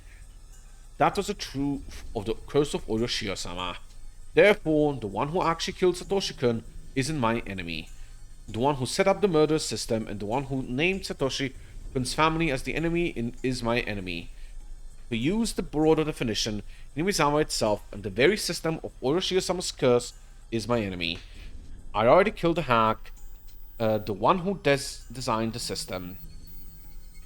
Kimiyoshi, the one whose job it was to infect the villagers with the system, was already in my hands. I just had to find out who else was involved and how much. It was like pulling a weed while being very careful not to break its roots. Announced that Keiichi Maebara was one of the people who snuck into the shrine storage. It was certain that the fact had already spread throughout the underside of the village. In other words, Keiichi Maebara was an object of the curse of Oroshio-sama now. Takao-san and Tomitaka-san were found dead, having been killed in gruesome ways. That was the curse of Oroshio-sama. In that case, they would be demoned away. Two more people as sacrifices to calm down the anger of Oroshio-sama. The set date for the curse was already over. Just like what happened to Satoshi-kun, demoning away was allowed a little extra time. Something would happen to Keiichi Maebara within a few days. I'd wait patiently, carefully to not let my enemies simply take Keiichi Maebara, my bait. Keiichi had been yelling on the other end of the phone for some time. He kept yelling that he didn't want to go into the ritual storehouse to begin with. He claimed that he was simply invited by Takao-san and me. He shouldn't be in danger because of what he said. Was feeling a sense of crisis and tension. This was going to work. The livelier debate, the easier it is to spot. Why the hell did you do that? Didn't have anything to do with this. What will you do? What are you going to do, damn it? How are you going to take responsibility for this, huh? Hey, are you listening? Shut up. I've heard enough of your pitiful tears. I hung up the phone. There was no point in talking to him while he was like that. Besides, I've already achieved my goal, which was to make him realize the danger awaiting him. Took a deep breath and called the house of the village chief. Hello, Miyoshi residence. This is Sonozaki. So, did you find the mayor? Oh, it's Sumian-chan. We've been calling around, but no luck. Can't find him. I don't know who else to call. I wonder where he is. We called a few places too, but nothing. I talked to Granny and she says we should have the youth group look for him. At this time of day? Besides, we aren't even sure if he's really missing. That's right after Watanagashi. She just thinks we should be cautious. If the youth group can find him, then we should call the police first thing in the morning. We'd rather not get the police involved unless we really have to, though. Did your son say that? Yes. If you don't believe me, I'll have her get on the phone. Oh no. I understand. Okay, we'll gather the youth group and look for him. If they can find him, we'll call the police in the morning. Please call the leader of the youth group then. I'll be right over in Granny's place. Thank you. I'll get around to get out right away. Okay. I'll see you later. The youth group had gathered through the shrine. They were going to try to find the mayor. I also had to go in the absence of the hag. Just to be mean, I stopped by the underground torture room to let the mayor know that I was headed through the shrine to search for him. Incidentally, go to the tab on the keychain. The underground torture room was actually called the underground storehouse for the ritual implements. This was the man who was yelling that whoever trespasses in the ritual storehouse should be killed. Although it was an underground ritual storehouse, he was there now, atoning for what he had done. It's pretty ironic. Maybe I was the one who felt that way. Maybe I was the only one who felt that way, though. How are you doing, Uncle Kimiyoshi? Click. Kimiyoshi didn't say a word, but he made a noise with his chain. Everybody's making such a fuss because they can't find you. The family called me, so I suggest they gather a youth group to look for you. And you're there now. Was this mean or what? Kimiyoshi could only make noise with the chain. He couldn't even express any emotion other than anguish. Is the chain cut too short? Why don't I make it longer every time you give me an answer to the question? It is even if it is a little longer, you'll feel better.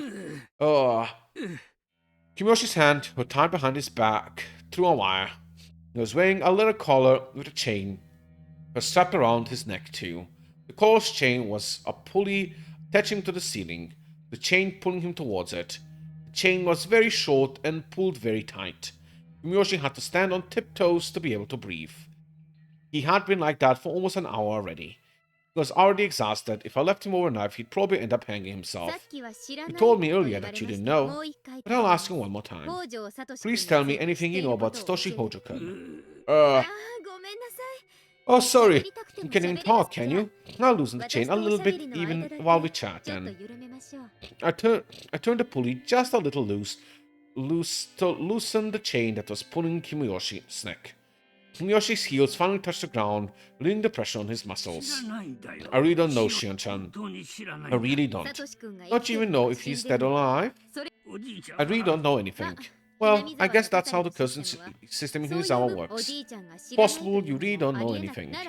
Okay then, I'll change the question. The head of Kimiyoshi family, I would like you to tell me what you think has happened to Satoshi-kun. Is Satoshi-kun dead or alive? Kimiyoshi didn't know what to say. If he said he didn't know, I'd tighten the chains and leave the room. That would be like a death sentence to him. But all I said was that I wanted him to speak as the head of the Kimiyoshi family. I didn't ask him to tell the truth. If he didn't know what to say to avoid souring my mood, to get me to loosen the chains around him, he was obviously trying to figure out how to make me extend the chain. I've heard a rumor that he may be alive. About going to Tokyo on the bullet train, right? The police have seen him in Tokyo, or something like that. Oishi had told me that Satoshi could not be witnessed getting on a bullet train heading to Tokyo at Nagoya Station. But the police didn't know if it really was him, if that really happened, or what became of Satoshi-kun after. Therefore, that was simply a random assertion of Kimiyoshi's. Hey, head of Kimiyoshi family, what would be the point of letting one of the cursed family members live, but going through the trouble of making him disappear? I don't think that there's any reason for that.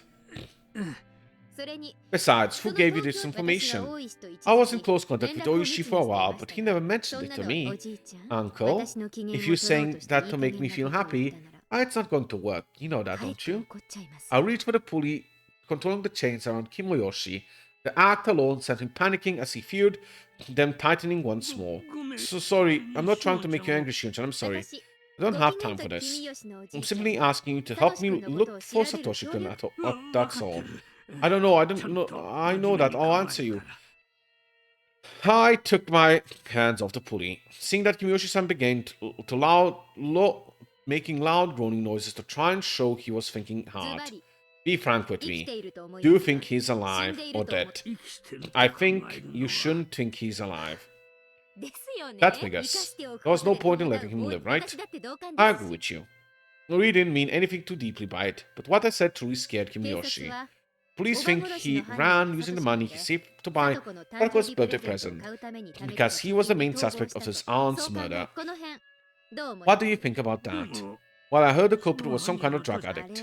What do you think about that? Maybe I shouldn't say this, but I believe Satoshi-kun is the culprit. The drug addict was probably a decoy Grandma arranged. I suspected as much. That guy appeared out of nowhere. I didn't understand it at the time. So he was a decoy. I'm pretty sure. Why did you think that, though? The police were investigating the case, and Satoshi-kun was their primary suspect, wasn't he? If he was going to be deemed away, she didn't want the police to continue the investigation, I guess. What Kimiyoshi just said is very interesting. He's perfectly correct. If the police continue their investigation, it would complicate things for whoever deemed away Satoshi-kun. Therefore, the hack came up with a decoy in order to bring an end to the investigation. And fabricating a suspect can't be that easy, don't you agree? The only person who can do things like that is Oryo-san. My new grandma was very powerful in the underside of Hinamizawa, but I never knew she was that powerful. I'm sure you heard quite a few rumors. Do the damn conflict? Didn't you also hear things directly? Do the damn protests actually saw them issuing orders to my relatives, like destroy this heavy machinery? Or can we set up a checkpoint to block their construction vehicles? They set free the comrades from the police by coming up with alibis to swung or forging evidence. I had seen relatives do those things, as well as the hack calling in counselors to the house to protest. As a child, I was pretty impressed, but when I think back to it was more than that. She was truly the mastermind who controlled the underside of the world. You heard about the kidnapping case of the grandson of the Minister of Construction, right? That was really a kidnapping, huh? Heard the grandson was demoned away and then found in the middle of the mountains of Takatsudo Yagoichi. That was at Oryo-san's command. The ministry promised to stop the dam construction and the grandson was released. All the top people in the ex-Guardians know about it. I guess I was right in the middle of it when it was happening, but I didn't notice. Sorry. I guess I was right in the middle of it when it happened, but I didn't notice. The Hank, the three families of the ex-Guardians are truly magnificent, huh? How terrifying. Kimiyoshi finally realized the situation he was in. He was answering my questions. That made me happy. But the more Kimiyoshi-san told me, the more I realized Satoshi-kun really was dead. That made me very sad. Who actually demoned away Satoshi-kun? I don't know. We were never to ask who actually executed Oroshio-sama's orders.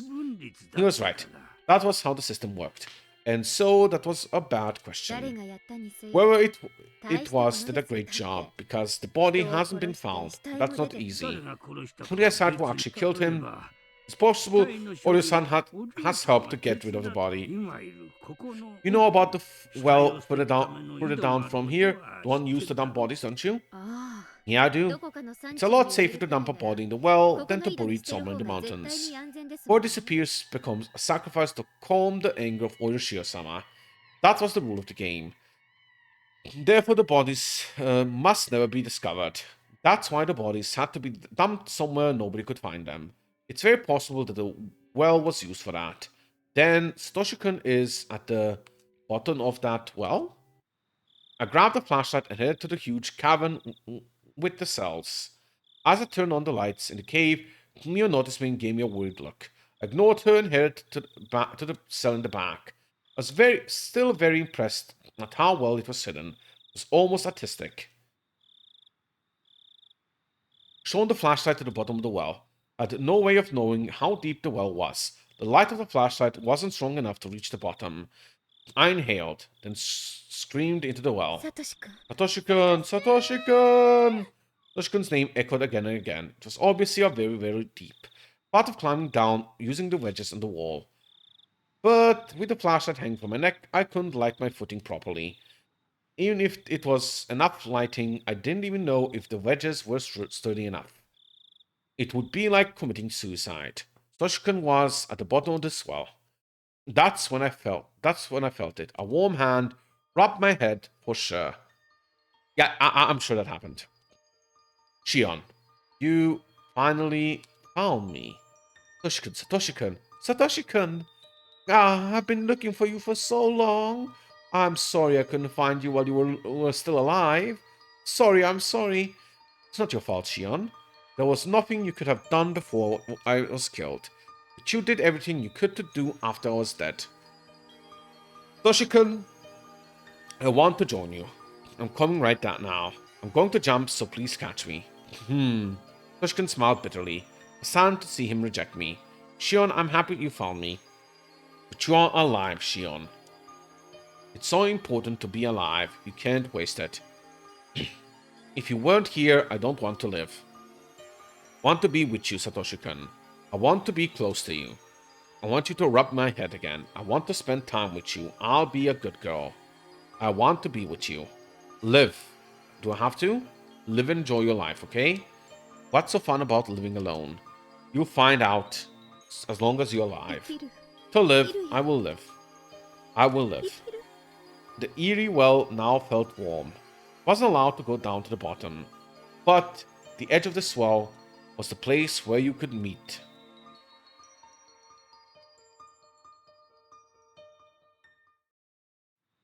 Mion? Satoshi-kun. I found him. Mion's like, I'm sorry. You what? He's at the bottom of the well, isn't he? I think so. I can't think of anywhere else he'd be. Mion started to sob. You weren't there when Satoshi-kun was killed, were you? No.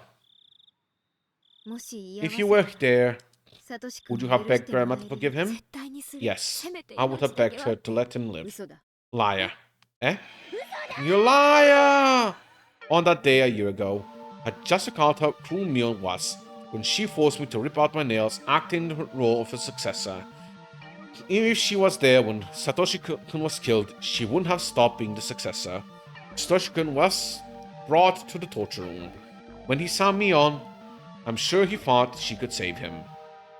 Even as he heard the family head read out his death sentence, I'm sure he looked at Mion and believed that she would save him. He believed that Mion was acting that way because she was with her relatives. He believed that she would help him, but she didn't do anything. Was strapped to a restraining device, that she still wouldn't do anything. Mion was cruel. Mion? Isn't it about time to help me? I see. I get it. You're with the rest of the family members, so you can't show up even a hint of compassion. That sucks. Help him, help him. Why didn't you help him? You saw him looking at you, begging to help, didn't you? Why didn't you help him? Even when he was going through a rough time, because of this awful aunt, you didn't help him. You pretend to sympathize, but you don't help him. You ignored him. He was cornered because you didn't help him. I tried to support him, even when you didn't protect him from the killing his aunt did. I did. I sacrificed myself to fight for him. 3 nails were nothing. It wasn't enough to rescue Satoshi-kun. I couldn't help him. Do you know why? Because I was Shion then. As Shion, I was kept away from Himizawa, and nobody told me anything. I couldn't know anything. But you were different. You were Mion. You were right in the middle of everything, and you knew everything that everyone told you, everything. If I were you, I would have helped Satoshi-kun. I would have. But you were Mion. Give it back, Mion. That name isn't yours. It's mine too. Besides, it was mine to begin with, remember? I just let you be Mion, remember? It was mine. Give it back to me. Give my name back. Can't stand that you even look like Mion. If I were Mion then. Kick the bars. I kicked them again and again. Mion curled up fearfully in the back of the cell. Oh, I didn't pick this up, but I guess that's what the part about them switching and going to the, what's it called, festival meant. Not the festival. The amusement park meant. Mion and Shion are already switched here. As in, the original Mion is Shion. Interesting.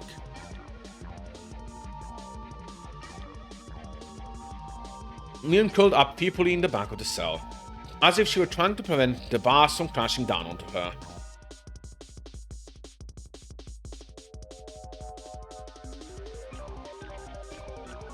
Higurashi when they cry, Kai.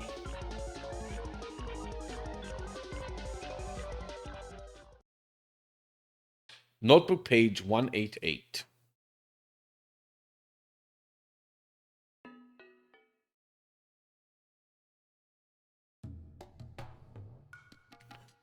After that, I joined the group in search of Kimuyoshi.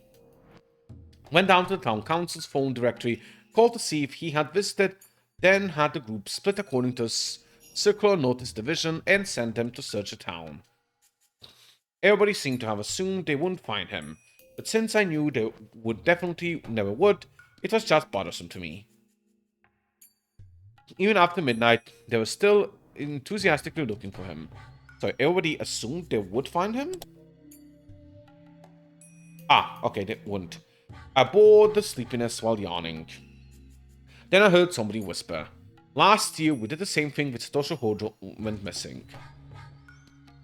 The young girl was looking for someone who would never be found, just like last year. Was yawning because I knew this. Last year, there must have been some people who were yawning and grinning on the inside. When did we stop searching last year, do you remember? When Satoshi Kojo was missing? Oh, what time was it? Guess it was around midnight. It's already 2 in the morning. Although they spent this much time searching for Kimoyoshi, they didn't do the same with Satoshi-kun went missing. After all, some people knew they wouldn't find him. They must be sleepy. They must have said they should leave it to the police. Shit. I want to kill the people who said that.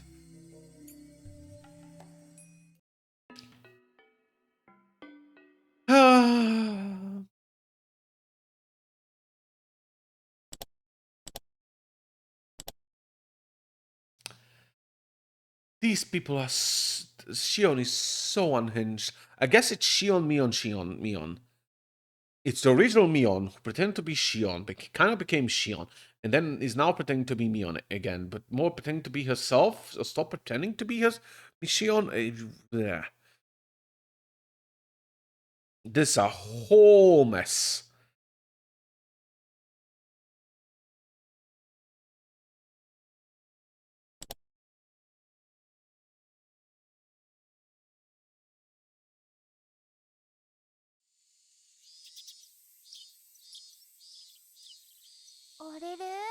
What? Michan, you didn't get much sleep either, did you? Did you? Yeah, I went to bed at like 3. I'm a little tired. 3?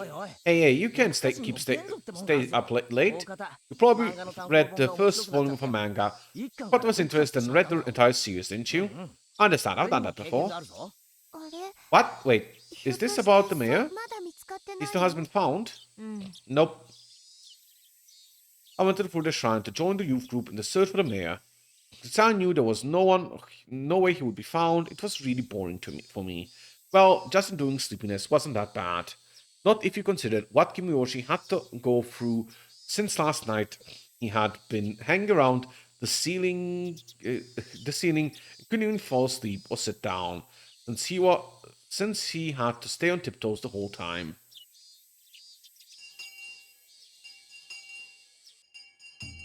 The teacher explained to us that the mayor had gone missing and asked us if we knew anything. A couple of people said some things, but they were irrelevant. To me, this issue meant nothing, but it was all my classmates were talking about. Observed Keiichi Mebara. Had no idea if any type of danger was drawing closer to him. Maybe I'd call him again tonight pretending to be Shion. I told him some outrageous stuff last night, so he panicked. But I was sure he'd calm down after a day. At the time, I heard a little girl's laughter. It was Rika Furude, the last survivor of the Furude family and their current head. However, she wasn't really treated as one. During the family council, she'd often draw pictures or take a nap in the hag's bed. She wasn't even invited to the last night's meeting. It was hard to believe such a little girl was responsible for part of the curse system.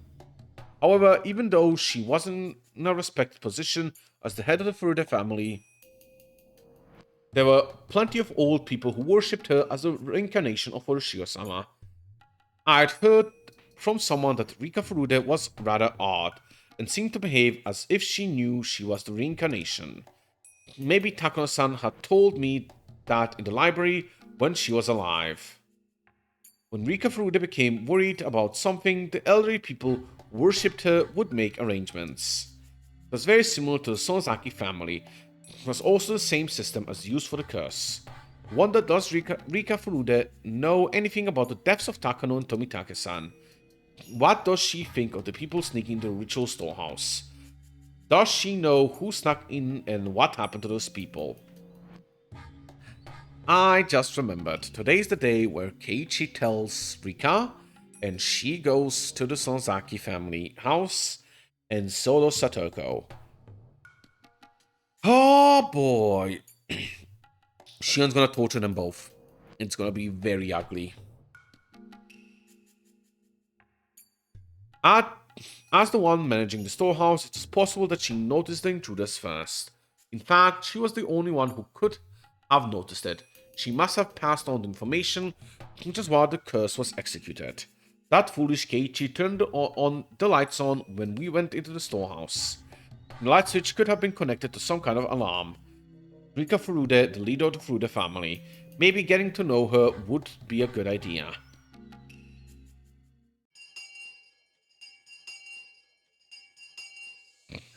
As leader for the family, how much do you know about the incident? Ask her rather directly. It was hard to tell if she understood I was asking her in place of Sonozaki family head, instead of the Mion Sonozaki. Are you talking about Tomitake and Takano? Rika answered. The news hadn't been made public, yet she knew about it. Although she looked immature, perhaps she truly was the head of the Furuta family. That's the curse of Orochimaru-sama. I already know that. But it's not over yet, is it? There should still be two more. Have you heard about what will happen to them? Try to be vague to see how Rika Furuta would react. I had been thinking that she had nothing to do with the underside of Hinamizawa, that she was always treated like a child. However, Rika had just said things about the incident that normal people wouldn't know about. That proved she belonged to the underside's network. Does it? I don't think that matters anymore. She answered the question about Tomitake and Takano-san fairly quickly, but it took a little longer to answer this time. Did she have to think about it? Shit, the look on her face never changes. It's impossible to figure out what she's thinking. What do you mean? How can they get away with what they've done? I think if they feel bad what they've done, that should be fine. The response was unexpected, especially after seeing all the old people get so furious last night. Trespassing the ritual storehouse was blasphemy against Orochimaru-sama. The village elders had said those intruders deserved to die. Yet the leader of the Furuta family, who protected the sacred storehouse for ritual implements, said that if they felt remorse for it, then that would be fine. Recalled how the people thought of Rika Furuta's father during the dam conflict. Yes, the father was called an opportunist back then. He didn't agree that the Ongofuchi guardians who resisted violently during the conflict, like father, like daughter, aggressively grabbed Rika Furuta's collar. Huh? What the heck are you talking about? You're pretty stupid, just like your predecessor, aren't you? Oh, you're... Mion would not do that. You have slipped. Furuta family must understand better than anybody how secret ritual storehouse is. How could the head of the family say such a thing? I laughed at myself. I was told the same thing by someone else, and now saying it to Rika. Didn't you know how serious a crime transferring the ritual storehouse is? It's a very important place for Orochimaru-sama. Nobody can go in without permission. See, you know that. But those four people brought their filth in there. What bad kitty cats? Meow. That's right, bad kitty cats. Wonder if this happened before or after talking to Keiichi. 2 cats have been caught and punished. There are 2 more. Meow. How do you think they should be punished? In my opinion, as the head of the family. Rika really didn't understand usually wear any expression whatsoever, making it impossible to tell what she was thinking. But while I grabbed her by the collar and stared at her, I could tell somehow. Rika was a little disturbed, since she was trying to see what I was thinking in turn. I want to forgive those two kitty cats. Why would they get away with what they've done? Me, what are you trying to say? That's a good question, so let me explain. Those two must offer compensation for what they have done. They have to clear away their sins. Otherwise, Oshige-sama won't stop being angry. Every crime must be punished appropriately. Do you understand? Oshiyama doesn't get angry even if someone enters the storehouse.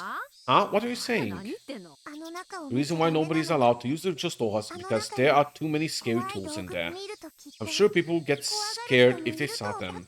That's why we don't let people in there. I'm sure those intruders were scared too. And I'm sure they feel bad about what they've done. They'll be forgiven once they feel bad at what they've done. That's not for you to decide. That's what Oroshia-sama decides. I'm the Shrine Maiden of Oroshia-sama, don't you know? Of course I do. You're telling me that Oroshia-sama told you he isn't angry, are you? You can nod yes without hesitation. You know what? I believe it. Can't believe the lies she's coming up with. I'm not surprised, I'm shocked. That's why your parents died in the curse 2 years ago. Oshio-sama was angry because they didn't deserve to serve him. That's why he cursed your father. Oshio-sama would never do that. My father didn't die because of the curse over Oshio-sama. Bah! Am I really talking to the same last shrine maiden of the Furuta family? Obviously, Oshio-sama can't be at peace. Are you supposed to worship Oshio-sama? How pathetic. I don't know why you're so angry at me. I realized she was in a position to know as much as the other two family heads. As proof, she talked about this year's incident as though it was nothing. Yet she could feign ignorance with a serious face. Ah, Shion. She sure is something. She's even better than me. I slapped her a few times and pushed her to the ground.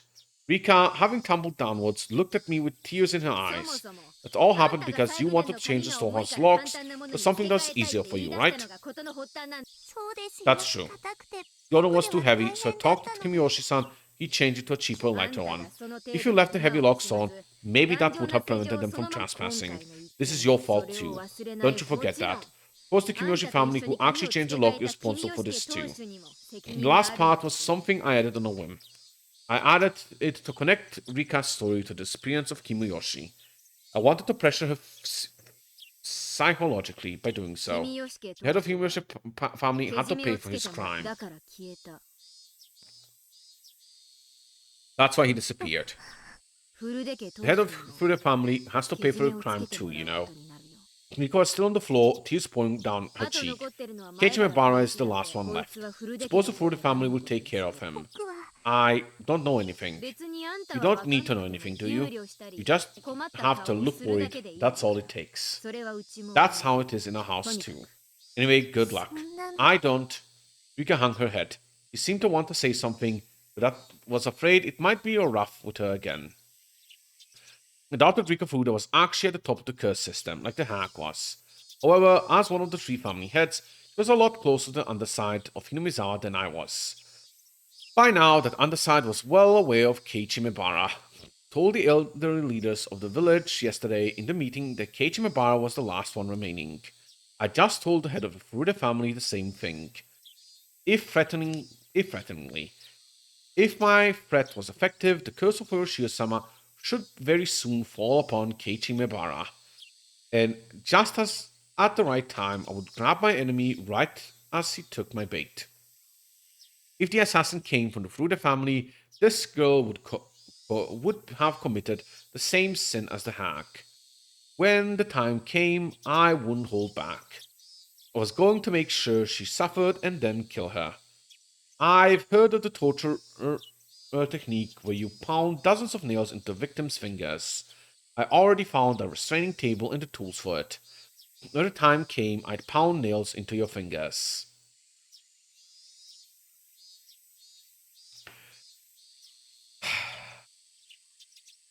Please, when you do that, don't show the scene. And then I tortured Rika. Just do that, okay? That gruesome anticipation radiated from my eyes and scared Rika even further.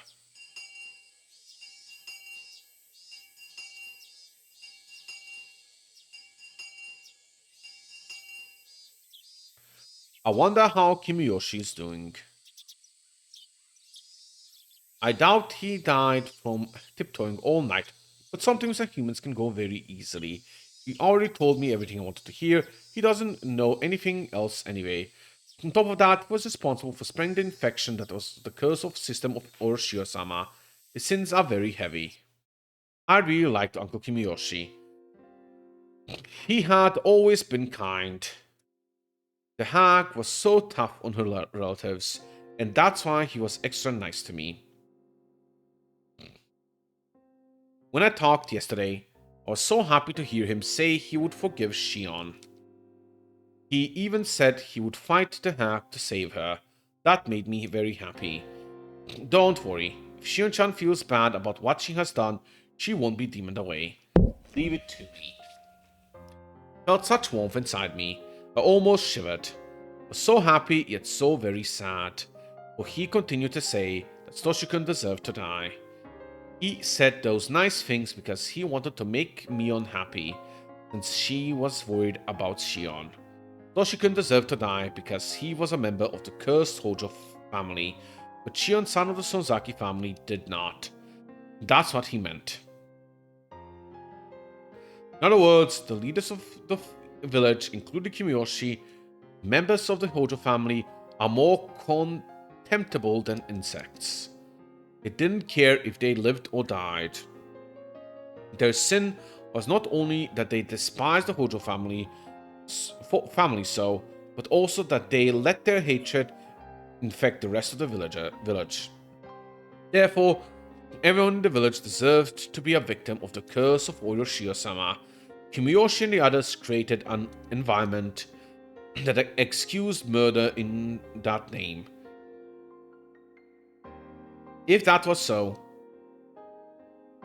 if Takano Tomitake-san hadn't committed the serious crime of trespassing in the ritual storehouse, then Satoko Hojo, the last one of the Hojo family, and Teppei Hojo, who had been hiding in Okonomiya, might have been the victims. I'm sorry, Teppei now gets a sprite? He sure does now get a sprite.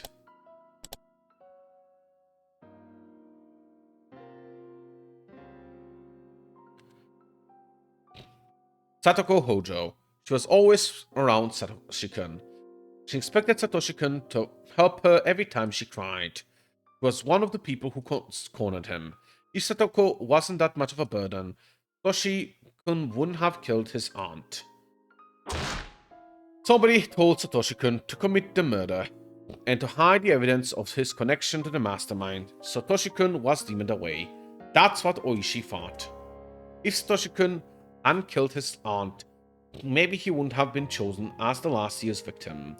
As the commands were vague after all, the curse of Oroshio-sama fell upon the Hojo family as a whole. It didn't matter which member of the family died. His aunt had a terrible reputation in the neighborhood. She didn't communicate with the neighbors, she was always throwing fits, and there was nothing nice to say about her in any way. Even if Satoshi-kun didn't kill her, the curse would have fallen upon her sooner or later. The aunt was the first victim. There needed to be another Hojo to calm the curse. I just had the thought, one of the reasons why when I originally played Higurashi, I thought there might have been a switch at the end is because they're twins and people always do weird switching and stuff with twins. Kind of happened with Shion, Mion calls as well and whatnot. But clearly, I did not think far enough. I should have thought, yeah, the author probably wanted to do even more weird twin shit. I mean, mystery twin shit, whatever. According to the rumor, their uncle was living somewhere in Okonomiya with his lover.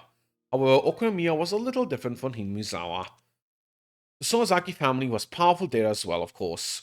But it would have been more difficult in Okonomiya to demon away someone. So naturally, Satoshi-kun and Satoko, when Hinamizawa became the targets. Which one should be cursed? That was simple. Satoko, of course, she was snobby and lacked in manners. Everybody in the neighborhood liked Satoshi-kun, even if he was the son of the Hojo couple who betrayed the village during the dam conflict. Compared to Satoko, he didn't deserve to die. Therefore, the actual victims of last year's curse should have been his aunt and Satoko. Very, very nice. Shion again, very nice. Satoshi-kun was suddenly all alone. His mean aunt and mean uncle were gone. His sister, who was a burden to him all his life, was gone too. Satoshi-kun was such a nice person. He would be sad, although he'd realize he was finally free. But time would heal him. I'd even help. Yeah, like time healed you. He didn't have to live in this house in Himurizawa. There were plenty of empty rooms in the apartment block where I lived. To find him a part-time job too. He didn't need to go to school in Himurizawa. He'd go to school with me in Okonomiya instead. He wouldn't know his way around or really anything about the school there. So I'd be with him, Satoshi-kun, all the time. I'd show him a shortcut to school, we'd go shopping, and I'd teach him many different things. What an unbelievably happy ending. Satoshi-kun has been suffering so much, and I had been pushed away all my life. Would finally be happy. I enjoyed those sweet delusions, but I didn't have any more time to waste. I was sure that there were plenty of old people who had been trying to get hold of audio all morning, and who would be going to try to catch me after I got home from school. Actually, the phone had been ringing constantly while I enjoyed my happy thoughts. When I answered the phone, I actually listened and replied. Keiichi Mibara is now known as the next cursed victim within the underside of Mizawa. Also tried to let them know that the disappearance of the village chief had something to do with the fact that he changed the lock on the ritual storehouse door. All the authorities on the underside came to realize the seriousness of trespassing the storehouse. After all, one of the heads of the three families got punished. One of the phone calls was from Oishi. He also heard Kimiyoshi's disappearance. And he knew it had something to do with the changing of the lock. I'm impressed. He has some pretty good sources, but all he can do is catch whatever information he got. There's no way for him to find out where it's coming from. I'd called Keiichi Mibara again later tonight. Some of the more aggressive villagers may have already started to take action around him. I'm sure that by now Keiichi's feeling danger that's coming towards him. I'd have to be careful that he doesn't get killed easily. If I can catch the enemy before they bit Keiichi, I could use him again as bait. Keiichi Mibara, I haven't known him for that long. He's funny, if not intelligent. You'll never replace Satoshi-kun, but I do think he's fun to be around. There's just one thing I don't like about him. He rubs my head far too often. His hand is warm as Satoshi-kun's hand, which is why I can't stand it. But that's about it. Keiichi Mibara isn't Satoshi-kun's enemy. I don't hate him. Really don't remember Keiichi rubbing Mion's head. But oh well. He's fun to be around, but I wouldn't shed a tear for him if he became a victim of the curse. I won't pretend Keiichi Mibara from being killed, but I won't kill him myself either. I'd made arrangements for the curse to fall upon him, but I never told anyone to kill him. Well, I suppose I did tell Rika Furuta to take care of Keiichi Mibara. Wait a minute. But then Satoshi-kun, I'm doing exactly the same thing as the hag did. I'm using the exact same system that killed Satoshi-kun. Keiichi Mibara, I'm just using him.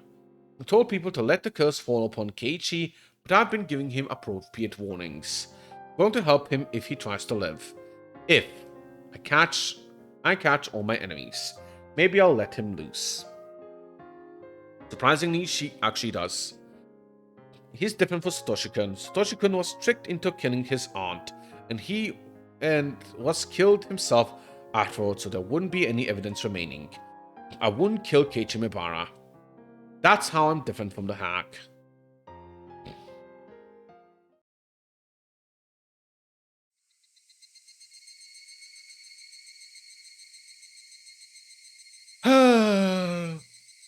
She decided this far back she wouldn't kill Keiichi.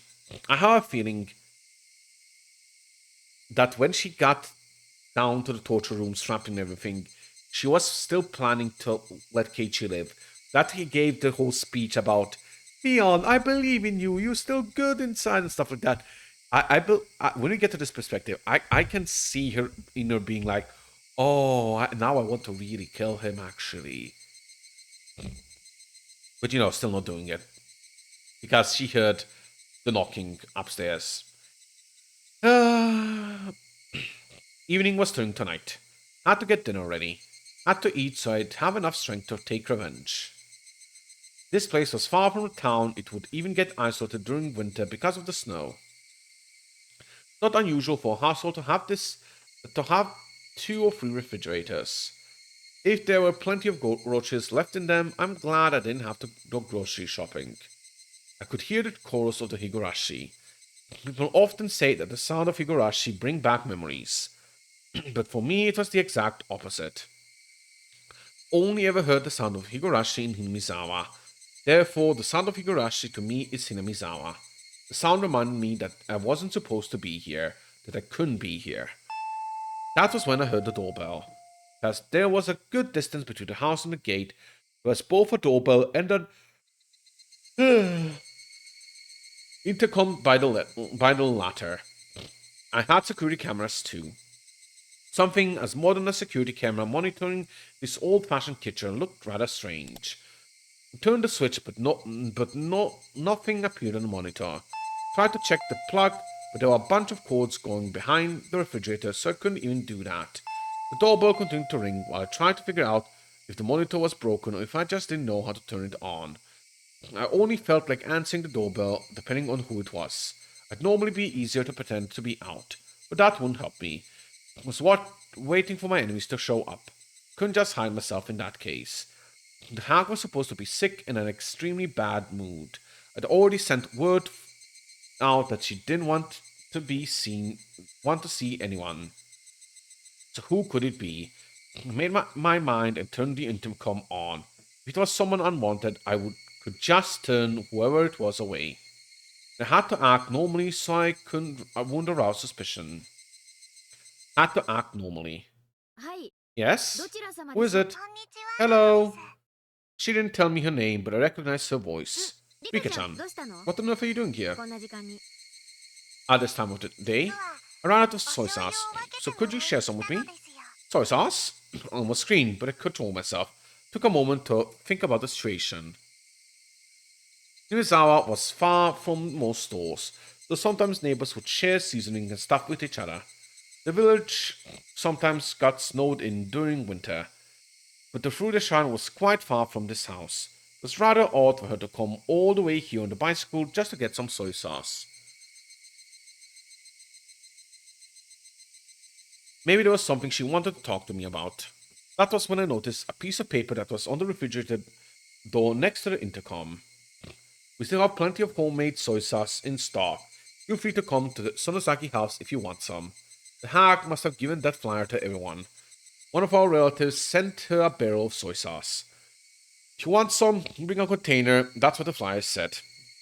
I see, that would explain it. There was a handwritten note on the bottom of the flyer. The soy sauce in the storage area under the floor. Give them as much as they want. There was a storage area beneath the floor. I opened it and saw a barrel of soy sauce along a funnel and a ladle. I don't want Rika-chan to notice anything suspicious at this point, so I decided to share the soy sauce with her. Sure. Did you bring a container? I brought the soy sauce bottle. Okay, come on in.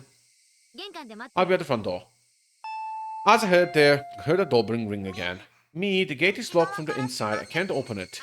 Ah, that's right. Sorry. I'll be right there. Just hang on. People don't pay much attention to the safety around the Himizawa. People don't think too much about locking the doors. But as someone who's lived in a town, I've always locked everything. To let Rika Fruda in, I have to go outside. Good evening. Good evening. Rika smiled at me. She was holding a huge soy sauce bottle. She acted like I never yelled at her, got violent with her, or made her cry at all today. Perhaps she came to curry favor, thinking that she flurry angered me. I invited Rika to the front door. I told her to wait for a moment and try to take the bottle. Rika took her shoes off and walked to the house, the bottle in her hands. Don't worry, I'll get it for you. You don't have to wait here. There. I'm pretty good at pulling soy sauce into a funnel, you know? She looked at me as if begging. I guess she wanted to pour the soy sauce into the bottle herself. I didn't want her to come into the house. I suppose I didn't want her to wait there alone either. If she came to the kitchen with me, I could keep my eyes on her. I brought Rika to the kitchen. As we walked down the hallway, I only heard my footsteps. Suddenly stopped and turned around to make sure Rika was following me. Rika bumped into me. Meep. Oh, so sorry. I made sure she was right behind me and started to walk again. Tap, tap, tap. Tip, tip, tip. Tap, tap. Tip, tip. Rika must have been having fun matching her footsteps to mine. Even when I quickly sped up, our footsteps matched perfectly. Tap, tap. Tap, tap. Tip, tip. Tip, tip. Tap, tap, tap. I stopped suddenly. Tip, tip, tip. Tip. Rika suddenly stopped suddenly too. Take an extra step. Ha ha ha! Extra step! Ha ha! When I turned around, Rika smiled at me. Footstep matched perfectly, and when I suddenly stopped, I heard an extra step. Experienced such footsteps before. It was making me feel uncomfortable. But now, alongside her footsteps, sounded the same as the ones I'd experienced. I saw her when I turned around. There was the difference between them. I left the storage door open so I could see the soy sauce barrel. Memo said she can take as much as she wants, but I wasn't sure there was enough left. Crouched down and tried to open the lid of the soy sauce barrel. When I crouched down, I could hear Rika's extra step. Good, there's plenty left. Take as much as you want.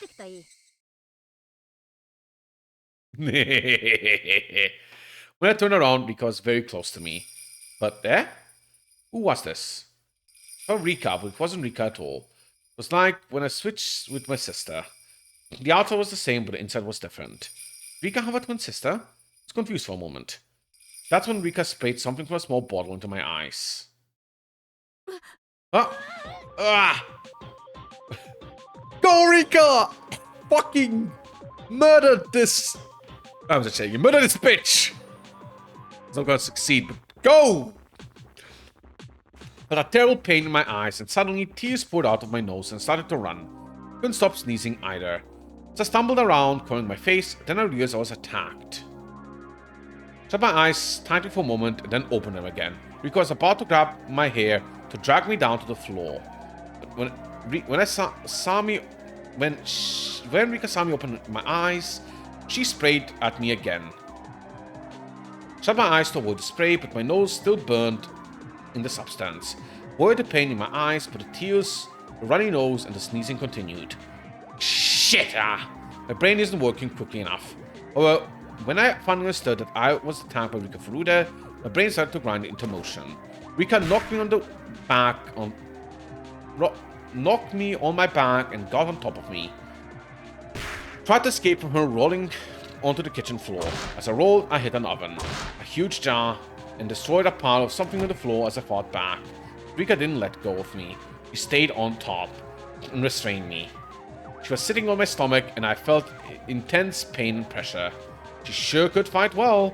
I still couldn't see anything. Rika had the upper hand.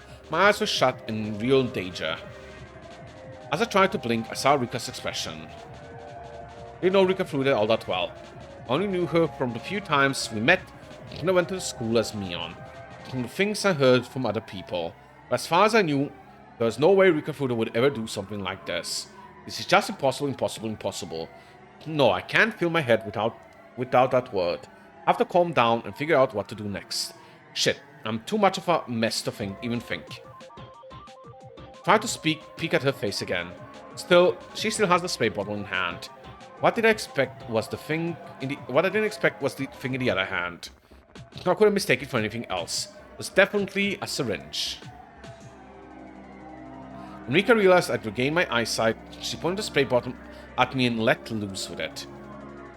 I shut my eyes tightly and tried to ignore the pain. That But that was when, even though I was blinded, Rika made a miscalculation that sprayed me at such a close distance that she had inhaled the substance as well. Heard Rika sneeze and realized it was my chance. Even though I couldn't see, I knew she was right there. Hit Rika's face a few times. When I felt Rika's weight shift, I escaped. Then I got my stun gun ready. Rika must have inhaled just a little of the spray. She wasn't sneezing anymore. She was glaring at me instead. Hey, are you picking up a fight with me? You want me to wreck you? Rika's expression didn't change, but I was sure that she was disappointed that her surprise attack was a failure. Rika flinched just a little, but she was still holding the spray bottle and aiming it at my eyes. She was trying to use the spray first, then give me the shot. Don't know what's in the syringe, but it was a clear liquid. That's to be something bad. She wanted my eyesight, she wanted to take my eyesight, get on top of me, and then give me the shot. If whatever was in the syringe took a while to take effect, I might have the chance to fight back and seriously injure Rika. But Rika's surprise attack told me that being injected was more than enough. In other words, whatever the effect, would start to work immediately. Therefore, I wouldn't be able to fight back against her. Probably either knocks me out or kills me. In any case, what I had was equally deadly. My stun gun was very powerful. Just one shot would be all it took. What happened before was proof of its power. Rika knew my stun gun was a lot more powerful than her spray, just being extremely cautious. Hey, what do you think you're doing in my house, huh? If you aren't moving, then I'll come to you. I threw a pile of newspapers at her. The pile isn't tied together. The newspaper flew all over Rika. I jumped at her immediately after, shot my stun gun into her, pulled the trigger. Rika spasmed and fell to the floor. You fool! Hesitating in a fight where a single blow wins. Only amateurs glare at each other. You don't have a single clue about how advantageous the first strike is when a single blow can decide everything. Spray bottle rolled to the ground, but she still had the syringe. Rika was down, but I couldn't let my guard down either. I kicked her in the side and climbed on top of her. Took the syringe, held Rika's arm down and gave her the shot. My actions could hardly be called gentle. Injected her violently. Injected everything that was in the syringe. Rika began to convulse. I stood back and watched for a while what would happen to the body. Of course, I still had my guard up, but I assumed the drug would nope, I'm saying it wrong.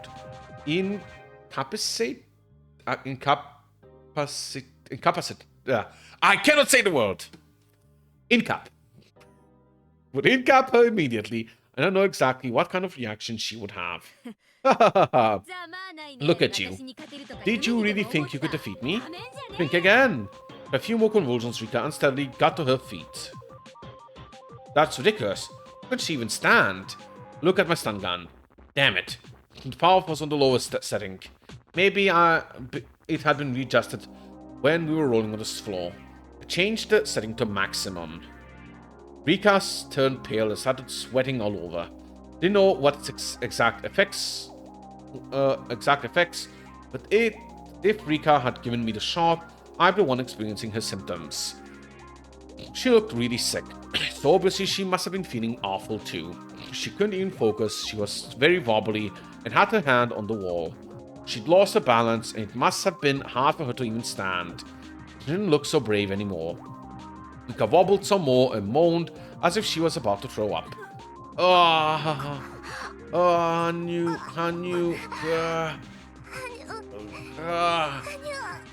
Rika looked scary and she moaned and wobbled. At the same time, she looked kind of funny too. Certainly, she hadn't even dreamed that she'd be the one to get shot herself. As the man sows, so shall he reap. That's what you get. This is funny, so funny. But please don't throw up here. Go to the bathroom, okay? Going to enjoy how long it takes for you to die. Oh, but that means I can torture you later, huh? Been planning to use the nail table on you. So either you choke on your own vomit and die, or you pound nails to all 10 fingers. I wonder which it will be. Okay, I know. Let's move to the underground shrine storage. I'll put you to sleep so I can move you there, okay? Hehehehe. I walked up to Rika, my stun gun making popping sounds. Rika saw the sparks from the stun gun. She moved to grab a huge kitchen knife. Are you trying to fight? Hehehe. That makes things fun. I have so much I want to ask. I would suggest you back down. Well, actually, even if you do, I'll go through the same misery anyway. Hehehehe. Sorry, but I'll refuse the invitation, you torture maniac. Suicide, huh? What she said wasn't anything I'd expected to hear from the Rika I knew. But I didn't hesitate. I had the advantage, so I don't need to worry. Besides, this was coming from the last survivor of the Furuta family, one of the 3 families. That sudden change somehow felt natural. Compared to what the 3 families have done, this is nothing. Thank you for the high praise, though. I should be proud of myself, huh? So, are you serious if talking about fighting me with a knife at that condition? You can't even stand straight. You're right. Like you said, I'm at my limit. But if that means getting captured, tortured to death by you, then sorry, I'm taking my leave. Taking your leave? Try it if you can. It was Kree who held the advantage here. Despite that, an odd thrill filled both of us. We lost our minds. It wasn't a fitting phrase for people of Inizawa. It was a feeling of release when the modern demons could stop pretending to be human. Yes, this was a mad banquet of demons, with the savoring of blood and devouring of flesh. Attended by the head of the Furuta family and the head of the Sonozaki family, the old family whose blood is closest to the madness of demons. I stood in the front of the hallway as to block her escape route. The window had grates and the doors had a safety chain on it. If she turned around, I'd hit her with a stun gun. This situation, what did Furuta mean by taking her leave? She means suicide! Rika got her knife ready. Ready her to aim at my stomach when she attacked, so I took a stance with a stun gun ready in my hand. Rika, however, suddenly turned around. Carefully watched as to what her next move would be. Rika put the handle of the knife on the wall and held it in place. What was she doing? Goodbye, torture maniac. Won't give you satisfaction killing me. Rika reared her head back, and slammed her throat into the knife on the wall. Her blood splattered all over. Rika bent forward repeatedly and let the knife slash her throat. Again and again. The neck and chest were dyed red. Always thought blood was darker. The blood wasn't dark. It was so bright it must have been I must have been confused, but it looked pretty. Fucking maniac. After doing this several times, Rika turned around. Her eyes were wide open. She didn't look like she was from this world. Her face looked like something both living and dead, both real and artificial. It was very scary and eerie. Above all else, pale. Though her face looked unearthly, it was a very appropriate face for a demon. I didn't have a mirror, so I couldn't tell. Though I sure looked exactly like her. Rika continued to violently slash her throat. It reminded me of someone trying to break a huge piece of ice with an ice pick. It was exactly what Rika looked like. The whole white chips of ice coolly flying through the air. Ugh. What I saw before me was a beautiful sight. Every time Rika struck her throat, the tiny drops of red blood splattered. The boring white wood rolled around her. It was like a dance. A dedication dance by the final head of the Furuta family. The demon's last dance of dedication to Oroshiro-sama. Upon seeing that literal blood-curdling dance, I let out a fierce roar. I had no reason to do so. I was howling like an animal. We were like animals trying to kill each other, both getting covered in blood. And inevitably, as one convulsed in a pool of blood, the other threw back its head and howled. My body shivered with joy it felt inside me. This was death, the most final of judgments. It was right before me. The demons howled. I screamed and roared. The roars faded, and my voice started to change from the voice of a demon back to that of a human. As a demon, I roared. As a human, I sneered. Rika, Rika was covered in the blood from her neck down. Her blood was pouring out, making a little noise. Rika was still staring into my eyes. I stared back at hers. Wasn't sure they were still eyes, though. They were no longer human eyes, but the eyes of the dead. Rika's corpse vomited blood from her mouth and nose and smiled. Then she dropped the knife. She stuck her hands out and turned her palms upward. Her wriggling fingers reminded me of an insect's legs. Those fingers reached for her own throat. I'd never seen anything like it. I'd never seen anybody do this before. As Rika was scratching her own throat, she was ripping her own throat apart. Okay, that was the injection then. Ha. Maybe that wasn't a good description. She was trying to rip out the inside of her throat through the opening she'd made with the knife. Her fingers found the biggest tear. Rika smiled. At last, that's what I would have called it if she were alive. She ripped open the tear in one tug. What? Upon hearing my scream, Rika died and fell on her face. In the pool of blood. That was it. She didn't get up again to show me her throat. I stepped back from Rika Fruita's body and bumped into the wall in the hallway. Rah! Roared again in admiration of the ritual dance of dedication to the head of the Fruita family. Joy ran through my body and my blood rushed through my veins. I won! I defeated her. Then I realized I've disposed of the heads of the 3 families, the core of the curse of Oyoshiro-sama. Everything was finally exposed. The curse of Oyoshiro-sama and its masterminds were all exposed. I disposed of the leaders of the 3 families who all killed Satoshi-kun. The head of the Sonozaki family died of a heart attack. She was at the bottom of the well along with in the wheelchair. I apprehended the head of the Kimoyoshi family. He continued to tiptoe until he died. The head of the Furuta family died in a way that was perfect for the final head of the 3 families of Onigafuchi. I did it. I accomplished my mission. I defeated all the masterminds who killed Satoshi-kun with the curse. Everyone. Satoshi-kun, you were powerless. Didn't have the means to fight back. Those evil people simply sneered while they let you die, after marking you as a member of the cursed Hojo family. I will never ever forgive them. They believed you deserved to die because you were one of the Hojos. As long as it was done by the curse of Oshiro-sama, they didn't care how you were killed. I will never forgive those people for creating this world. What could I have done to save you, Satoshi-kun? I couldn't save you. Shion Sonozaki couldn't do anything else at the time.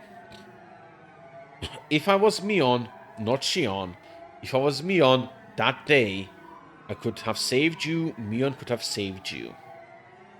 That's right, I remember now. Shion. She said she wanted to eat red snapper sashimi that day. Was supposed to eat that, but Shion pouted and cried. That's why I let her switch just for that night. I did it to make her happy, like a big sister would. Shion was never treated well, so I felt bad. That was it. I was being a good sister, that was it. When morning came, the world had been turned upside down, and it had remained so until today. We weren't twins anymore. The one with the demon was Mion, and the one without the demon was Shion. What was that supposed to mean? Wait, Mom, listen. I'm Mion, not her. You tell us apart, right, Mom? Look, can't you tell I'm Mion? Come on, tell everyone I'm Mion. I'm Mion. Don't call me Shion. I'm Mion, I am. Then I realized, you knew, didn't you? That the relatives weren't gathering for a simple party that night. You knew. No, I didn't. I really didn't know.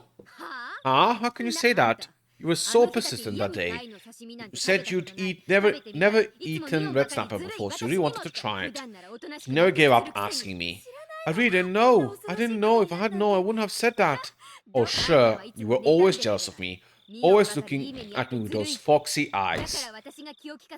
That was why I was switched with you, everyone. You know what?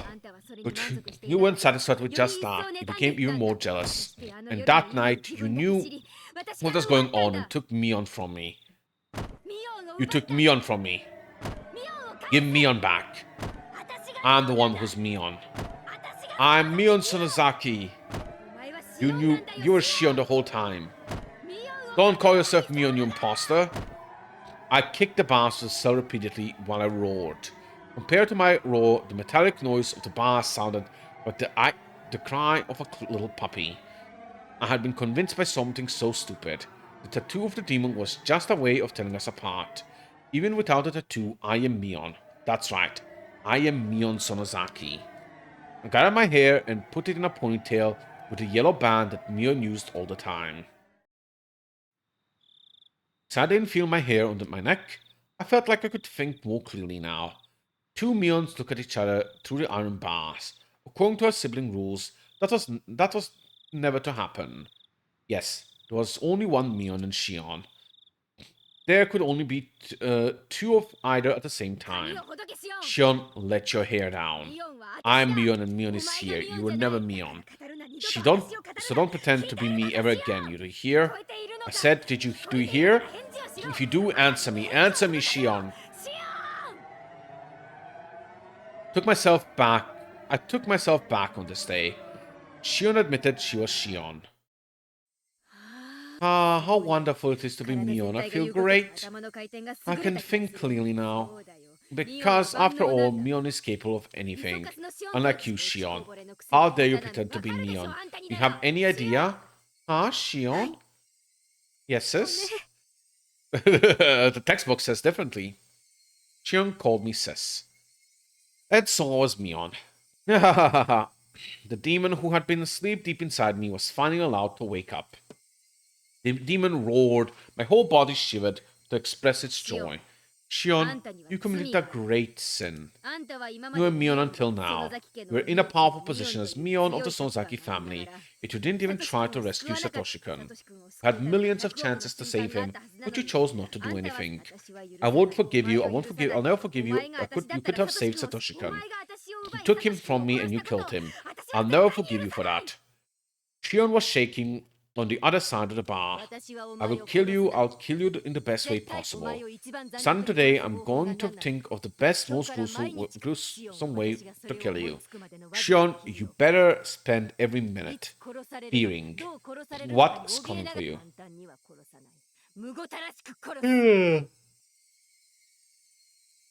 Won't just kill you. I'll make sure your death is long and miserable.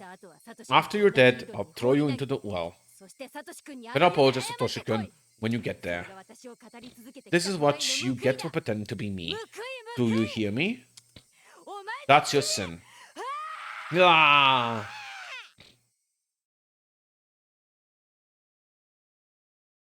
There's still Satoko. I need to at least clean up the kitchen.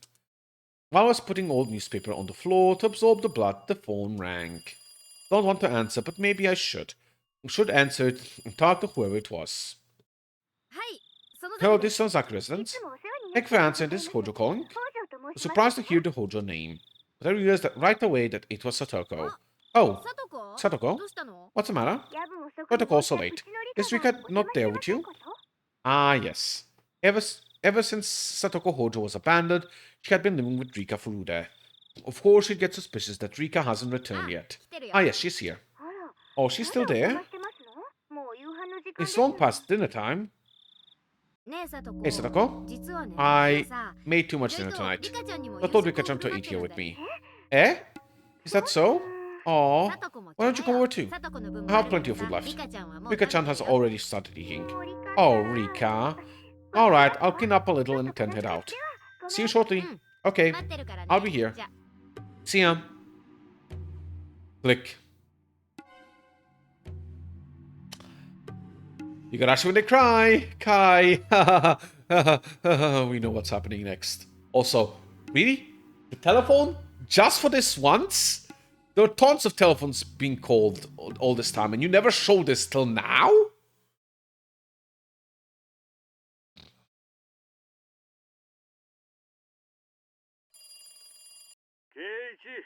Keiichi, I've been calling your name for a while. You have a phone call. It's from Sozaki-san. Sozaki-san, which one? The older sister or the younger one? I don't know. Ask yourself. Hello? Mion or is it Shion? It's me, Shion. Good evening. Shion. Say about last night. I got all riled up. See that my hang up on him in the middle of the conversation last night had a positive effect. We're tied to the same fate. Making sure the other is alright is the only way to guarantee our own safety. Yeah, I agree. We absolutely need to share whatever information we have, so we don't die like Takuno-san or Tomitake-san did. But I heard Keiichi swallow loudly, so let's continue from where we left off. I'll listen without getting angry this time, alright? Yeah. I'll be fine. Keiichi agreed to be quiet and listen. I explained the dangerous situation Keiichi was on sick again. Like how some evil people in the village attacked Takuno-san and Tomitake-san, they might attack us any time. Any day. It was ironic, of course, that I, while I was warning him, was also the one who made sure the curse would fall upon him. Let's report anything we notice that seems strange. If we connect all the tiny pieces that we have, then just maybe we'll find who the killer is. Or maybe even the truth behind the incidents of the past few years. You're right. You're right about that. Now I'll start since I suggested it. Feel like somebody has been watching me lately. What? Was making this up. Just wanted him to realize how urgent the situation was. Might be my imagination, but I'll tell you anyway. I think it's just me, but if you feel like you're being watched too, Kei-chan, then maybe it's just not just in my head. Well, don't worry. At the very least, everything's fine with me. It seemed like nothing had happened to Keiichi today, at least. Now that the heads of the three families were gone, it was possible the curse system had been destroyed entirely. If that was the case, then Keiichi might not be attacked after all. But if there was someone else who did the attack, who wanted to attack him, that meant part of the system was still alive. In other words, my mission wouldn't be accomplished just yet. Keiichi is like a litmus test in this situation. I'd known whether or not all my enemies were gone, depending on if Keiichi got bitten. He sure is a very useful man. After that, I went along with what Keiichi said. I made sure he was fearful of Mion as well as the three families. Explained to him that the possibility that the whole village was involved and that the curse of Hiroshima might be some sort of system. Then I remembered Shion wouldn't know too much about the disappearance of the mayor, so I continued. Just heard this myself. Is it true that Uncle Kiyoshi went missing? You mean the mayor? Wait, Shion, you haven't heard? I don't know anything. I just overheard my father talking about it on the phone again. Yeah, actually last night, after the meeting, he didn't come home, so the whole village was in panic. They searched all over Himizar, but they couldn't find him. Then I realized that Again, today I'm horrible at reading. But if they found him, then I haven't heard. The police should be searching for him as well. Why didn't you tell me something this important right away? Sorry, but you already knew. You didn't want to hide it or anything. Kei-chan, what should I do? What's wrong? Tell me. We're not keeping secret from each other, right? I'm sorry. I didn't mean to hide it. It was just that, conversation got turned around and... We're on the same side, right? Won't get mad, so just tell me. Uncle Kiyoshi, I told him everything. Old man Kiyoshi, he's someone you feel comfortable confiding in, Shion? Yes.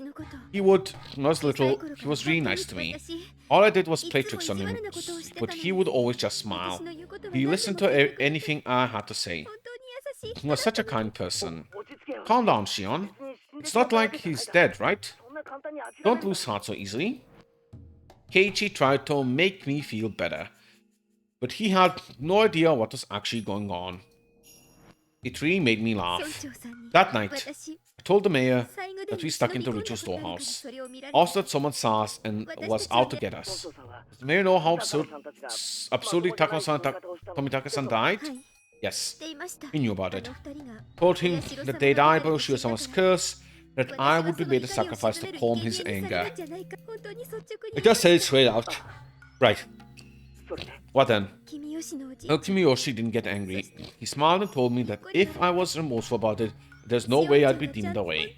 He was really smiling and he told me to leave it to him. I actually got a little sad while saying that. Uncle Kimiyoshi had been so reliable. Was happy when he said he would protect Shion. He truly was happy. Only he hadn't said anything to insult Satoshi-kun. It's my fault. Because I confessed everything. Stop it, Shion. It's not your fault. No, it is my fault. I told him our secret. Uncle Kimiyoshi found out about everything. So he had to have been killed. It was right after I confessed to him, after all. He disappeared the same night. He told me everything was going to be alright. I was such a strange feeling. I wasn't upset at all. But as I pretended to be upset and mutter words of prayer to Kimiyoshi's safety, I started to feel the emotion grow inside me. I was only pretending to be distressed to fool Keiichi. The emotion I feigned began to welling up inside me. It felt like I was being consumed by the emotion. The words coming out of my mouth weren't words I intentionally said. They were words that consuming emotion forced me to say. It was like someone else inside me was doing the talking instead. And I was just watching that someone talk from a short distance away. I should have never told him. All this should have only been our fault. Only the four of us. It wasn't something I should have told someone else. He got killed because I told him. He got killed because he knew.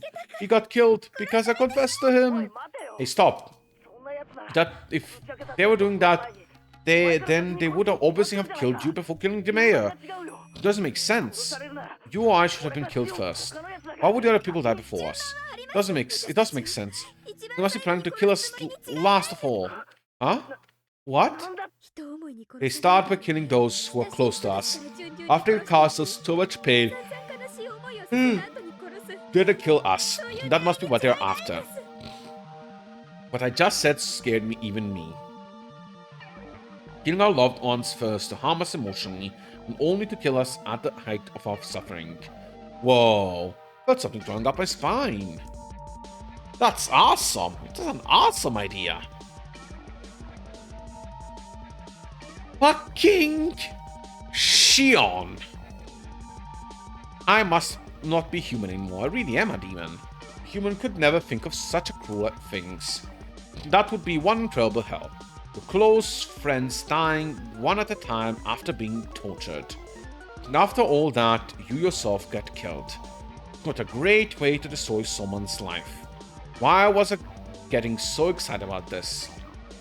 Because I couldn't get going with that plan right away. Rika-chan. It's Rika-chan. What? What did you say just now? Well, the truth is I told her about it. Told Rika-chan today. Rika-chan, you mean Rika-chama? The one for the shrine? Yes, right, Rika-chan. I felt scared and uneasy than I did. Told Rika-chan. When you did, what did she say? That the cat is worrying too much. I'll do something about it for sure. Rika-chan, that's what Rika-chan said. I'm sorry, Shion. I'm a bit worried about Rika-chan. That's right. If you're that concerned, then don't worry about me. Please go find out whether she's safe. Yeah, I'll do that. I'll call you again tomorrow at that same time. When I do, you'll know I'm still alright. Got it. I'll be waiting. Okay, bye. Sorry, I'm hanging up. Keiichi hung up roughly. What a hilarious conversation with Keiichi. Everything was just too damn funny. Keiichi Mabara. Go ahead and struggle helplessly. Run all over the village and see if the curse is still alive. Go ahead and see if my enemies are still around. I laugh for a while and then calm down. and already got rid of the bicycles and shoes belonging to Rika and Satoko. Yep, Satoko's already dead. Nice. I mean, not nice, but you know. My house was, for a moment, taken care of. I could expect Keiichi to run around in panic, ask for help for someone, and then ultimately come to me on. More than likely, the youth group would end up looking for Rika like they did with the mayor. I'd probably have to endure another long night knowing nobody would find her. I decided to wait until the phone rang. I killed time by watching TV until it did.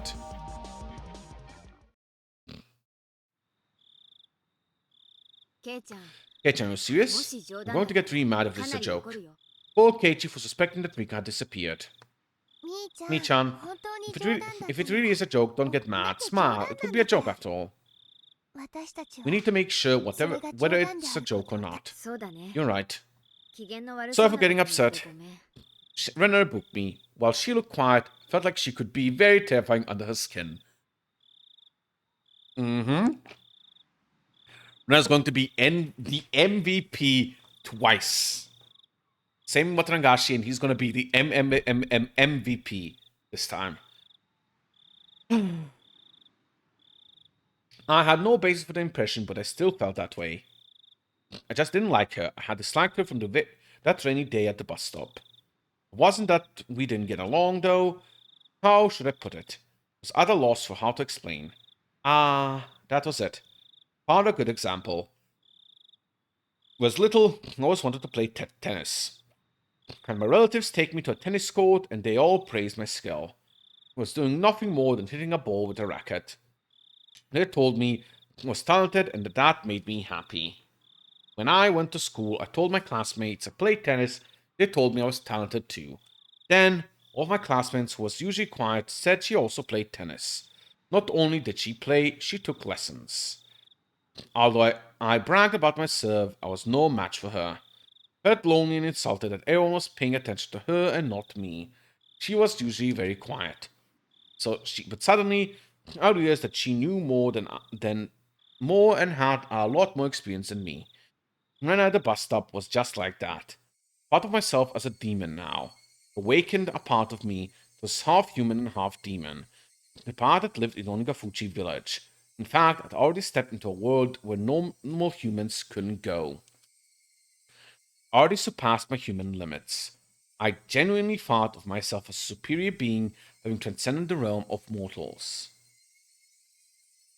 But when my eyes met with Rena Yugo's, I felt that what I did a long time ago with tennis. Why?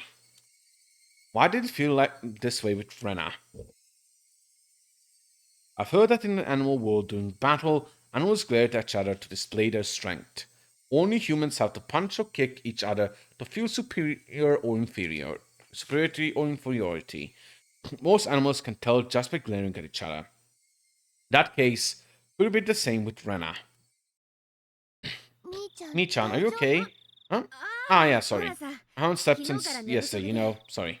Keiichi climbed up to the ladder, tried to peek into the window on the second floor, which Rika and Satoko left. It was my job to hold down the ladder. Rena cautioned me to hold it tightly. Mi-chan, I'm going to check on the main house just to be sure, okay? I'll be right back. Okay. Be careful. Rena ran off after that. When I looked up, I saw Keiichi trying to open a window. All of them were locked. What did Rena mean by main house? Keiichi asked for the top of the ladder. It's Fuda's family's actual house. After her parents passed, I think it's been left like that. Right. Rika-chan's parents, they passed away, huh? That was also an orphan. Her parents fell from the cliff because of the Oshio-sama's curse. Then her older brother Satoshi-kun disappeared. Satoshi-kun, I've heard the name before. He'd heard the name before. Felt anger growing inside me. Didn't you know whose desk you're using every day? You act as if it belongs to you. You drop food on it while eating lunch. You drool on it whilst taking a nap. You don't even know who it really belongs to. Why am I acting this way? I am Mion. Satoshi-kun doesn't even exist anymore. He was demoned away. It's hardly Keiichi's fault that he doesn't know. It really isn't his fault. Satoko and Rika-chan have been living in the shack ever since. None of them have any family, but at least they're together. They help each other out. Didn't Rena say there was the main house? Wouldn't it be easier to live there? I think she tried that at first. She said it was hard because it reminded her of her parents. After everyone in Satoko's family died, she tried living with Rika. It only made sense. Satoko and Rika were best friends. I mean, it kinda makes sense. You normally don't go live with your BFF after your parents die, if you're like 12. But considering the circumstances, it kinda makes sense. Didn't care about the Hojo family or the Fruta family. They had been best friends since before the damn conflict. The reason why the curse never fell upon Satoko, Rika Fruta probably had to do with it. That made more sense than anything else, at least. Satoko was pardoned from the curse of the Hojo family. All thanks to Rika Fruta's arrangements. Satoko had never been a victim on the first night of Watanagashi. According to the curse system I'd uncovered, the last survivor of the Hojo family, still living in Himizawa, would be perfect target for this year's curse. Therefore, whoever was responsible for executing the curse must have tried to take her life. However, nothing happened to her, proving that Satoko had escaped from the curse. That was really and truly infuriating. She might have been the head of the family, but I still couldn't accept that such a little girl had enough power to protect her best friend. Mion no actually Shion must have had the same power then. Just like Rika protected Satoko, Shion could have protected Satoshi. Damn it. Rika-chan and Satoko-chan, they have it hard, huh? She's cursed. Huh? Mion? What did you say? I said she's cursed. Mion, why are you making that face? Satoko Hojo. She's been cursed by Yoshida-sama. I can't accept that Satoko was pardoned for the curse, although she was a member of the cursed Hojo family. She was one of the cursed Hojos. Toshikun wasn't pardoned, but Satoko was. She was cursed, but she got away. She escaped the curse, but Satoshi-kun didn't. I can't accept that. The fact Satoko would have been the one to be cursed the most. She cornered Satoshi-kun physically and emotionally. That was why things got weirder and weirder. In the end, everything went crazy. When I think back to it, it was Satoko who I hated the most. The cornered Satoshi-kun. And as a result, Satoshi-kun disappeared. She cornered Satoshi-kun. She started it. She caused it. Only she hadn't been there. Just as Rika Fruta and Satoko-kun had lived happily, maybe there had been a happy future for me too. Maybe Satoshi-kun could have started our lives together in Okonomiya. Yes, if I look at both the beginning and the end, it was so obvious. Satoko's existence caused everything. Satoshi-kun had to kill his aunt because of Satoko. The three families used that need to create the curse, and that they killed him. The police were convinced he just ran away, but he'd never do that. He was the type of person who always did his best at everything. All by himself. He was doing the very best he could for his only sister, yet he was forced to vanish. He worked so hard for Satoko. And though he was living just for her, he was erased.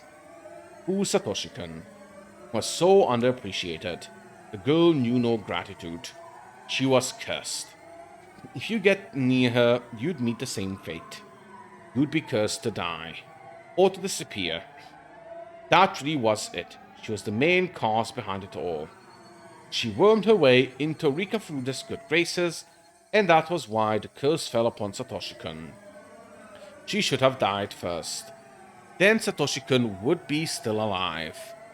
If he was alive, I could have done something for him. I couldn't forgive him. I can't forgive Satoko. So I couldn't forgive her. I can't forgive Satoko. I can't forgive the girl. There can be no peace with her. There can be no peace. She was the perfect target for the curse of 1983. Curse of Oyoshia-sama. Rika Furuda, the incarnation of Oyoshia-sama. Rika was dead. The incarnation of Oyoshia-sama has died. There was no more god in Mizawa to deliver the curse. I'm the one who has to deliver it. I am Mion Sonozaki, the head of the Sonozaki family, one of the three families of Onigafuchi. Now that all the heads of the families are gone, there is nobody to surpass me. I will deliver the curse of Oyoshia-sama and nobody else. I'll deliver it. I am the curse. I have become Oyoshia-sama. I felt hot bubbles boiling over deep inside me. I could tell the demon inside of me wanted to roar. I noticed Keiichi was looking down on me. Calm down, Mion. You can't tell what you're thinking. Calm down, calm down. At that point, I heard footsteps coming closer. Saw 4 or 5 adults accompanied by Rena running towards us with their flashlights in their hands. One of them opened the lock on the cabin door and we all went inside. Of course, there was nobody there. Satoko and Rika lived alone. I doubt Satoko would have left a note saying she was going over to the Sonozaki house when Rika was already there. But it wouldn't be fun if she had. Because of that, I hurried into the room ahead of Rena to make sure there was nothing left behind. The rumor of Rika and Satoko disappearance spread around the village quickly. More and more villagers gathered at the Furuda shrine. Acting in place of the head of the Sonozaki family, I commanded them to search the village. The villagers nodded and scattered. How long had it been since the last time I was truly Mion? I felt so pleased that my body also went numb. Lots of villagers went in and out of the shrine. They yelled at each other that she was nowhere to be found. Some suggested other places to look, and they all left. They made a lot of noise with the comings and goings. Members of the Women's Association brought huge pots and gas cookers from the storage and got ready to cook for the men. That's when I noticed Keiichi unsteadily walking towards the copse of the dark pine trees.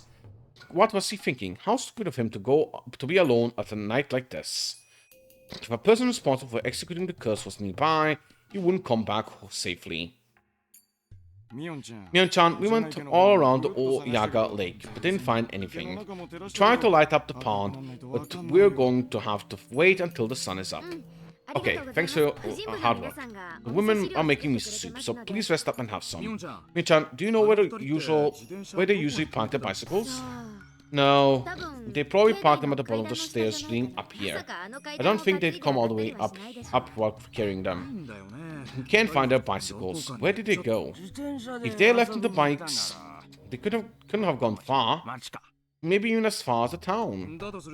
In that case, we'll have to look outside Himizawa. By the way, who first noticed that Rika-chan was gone? It was Kei-chan. He suddenly had a hunch. Oh, that Mebara kid, huh? That seems a little suspicious. Speaking of which, why hasn't the Mebara family shown up when we're in a crisis like this? Mebara still haven't joined the camp council, so they're not in the youth group's phone directory. Really? Well, I'm not. Well, I ain't. No, ain't no helping it then. Huh? They joined, didn't they? I think it's just that their name isn't in the directory yet. Last time we updated it was at the beginning of the year. They just moved here, so that's why they aren't on it. That Mebara kid's hunch is still suspicious. They do say the first one of the scene is the most suspicious. Where did he go? I saw him walking to the pine trees. Can somebody go get him? Conveniently, I saw Keiichi and Rena walking towards us. Kei-chan, where did you go? I was worried you disappeared too. Sorry. Looked like nothing had happened to Keiichi. If so, that was fine. That means I took care of all of my enemies. You know what, Oishi? Go for it. This chapter, you were good. You're good again. Because, you know what? Shion deserves it all. Oh my. I knew I smelled something good coming from here. I'd be much obliged if you allowed me to have some. Heard the loud, sticky voice of a middle-aged man. It was Oishi. He must be confused about this year's incident.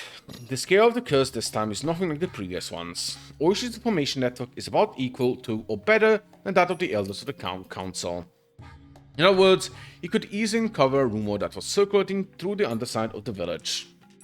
He must come here to see if the disappearance of the Kimiyoshi and Rika had something to do with the changing of the lock on the ritual storehouse door. The police will come for me sooner or later. I am Mion Sonzaki. By removing all the heads of the three families, my enemies, I have become the head in this place. I can't allow Mion Sonzaki to continue existing. I have to destroy the existence of the head of the Sonzaki family. When I destroy my own position, that is when my revenge will come to an end. More than likely, I'll have Oishi witness my final moments. My eyes and Oishi met. Damn it, he thinks I'm suspicious already. You're right, Oishi. I did it. Mion Sonzaki, the head of the Sonzaki family, is the culprit. Hehehehe. Higurashi, when they cry. Koi.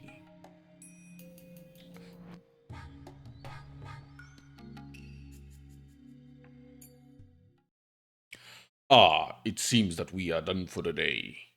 I should not be speaking in this deep voice just for the heck of it. It is going to hurt my throat. Anyway, tips. And wow, 2 chapters took almost 3 hours.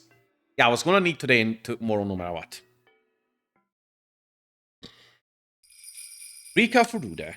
She was the head of the Furude family, but she never even appeared at the most important meetings. Even if she did show up, nobody would ask for her opinion, so it never really mattered if she was there or not. A legend of the Furude family says that if their firstborn child is a girl, for 8 generations in a row, the 8th girl would be the reincarnation of her Shio-sama. According to that Takano-san's research, Furude-san is very likely to be the one. Surely, she must be an important icon in the cult of her Shio-sama. The true believers are devoted to her. So it's quite surprising to me that Ruka Furude herself was the assassin. It is unbelievable. It's just too abnormal. Usually a VIP like her wouldn't be the one to assassinate someone. Whoops. It's possible that it was Rika Furude lookalike. What? From the way she looked, she seemed experienced in fighting.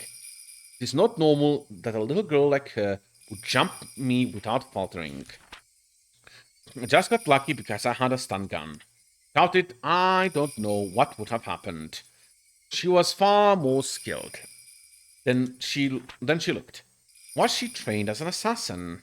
Or was it a body double? Everything is a mystery, including the creepy syringe. What's going on? Can't understand. She was like an apparition or something. Did Audio Sonozaki know of her existence? What is hiding on the underside of the village? That underside might run much deeper than I thought. Yeah, Rika still has a lot of mystery around her. Probably the last thing we're ever gonna find out. At this point, I believe that I can complete my revenge by destroying the curse system entirely. That means that I have to eliminate the heads of the 3 families. The successor Shion and the assassin who is after Keiichi. Although Keiichi is completely unguarded, he hasn't been attacked so far. Even though I told everybody that he was one of the trespassers, in fact, it's me who's being attacked. Rika Furude attacked me. According to my theory, Keiichi should make for a very attractive bait, but nobody has done anything to harm him. Since Rika Furude attacked me, it might be that opposing the Furude family is a greater taboo than trespassing in the ritual storehouse. Rika Furude had said that Chusen wasn't a big deal. She sounded like she was going to let Keiichi walk. And after I accused her of that, Rika Furude attacked me the very night. Are there 2 different factions? Does one handle trespassers in the ritual storehouse, while the other protects the religious doctrines of the Furude family? No, that doesn't make sense. Tomitake-san's death must have been caused by the Furude family's injections. Rika showed me the effects of it herself, clawing at her own throat, dying like that. But Tomitake-san shouldn't have been subject to the curse, at least according to the system of the Furude family. I don't understand why Keiichi wasn't being attacked. Did he have something exempting him from the curse, unlike Takano-san? I wonder if Takano found a syringe in the storehouse and used it on what's his face, on Tomitake. Because Takano's still suspicious as hell.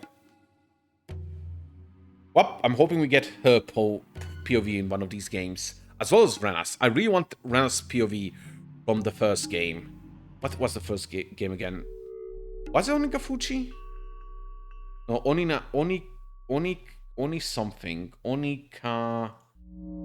Let me check. It was... Oh, come on. It was Onikakushi. Sorry for almost forgetting. Did he have something exempting him from the curse, unlike Takano-san? Just like how only Satoko Hojo was spared. Keiichi is a friend of Rika Furude. So does that mean that if you were close to her, you wouldn't be cursed? Was she more important than the whole system? That's impossible. Hag was at the top of the curse system. Rika wouldn't have been higher up than her. Scribble, scribble. Are there multiple ways to determine the subject of the curse? Are there as many curse execution groups as there are subjects, and do they all work separately? It's a mess. None of my theories add up. Agreed. If I mess up my reasoning, I might make the wrong person the target of my revenge. I don't understand who the enemy is, or how Satoshi-kun was made to disappear. How much did the hack know? That really was a huge loss. I have so many things I want to ask her. I killed her by accident. Shit. In that respect, I've already failed my revenge. The underside of Hinamizawa really does run deep. Scribble, scribble. Whole page is blacked out with scribbles. And that's it for the day. Going to save, so I do not forget. Next time, tomorrow, we finish. And then I am done with Higurashi for the month, because I am going on vacation. Well, probably could do the next weekend still. But then I will do like what's it called? Would start the next game and take 2 weeks breaks, which isn't really that smart. So this is all for now. Thank you for watching, and let's finish Meakashi tomorrow. See you then.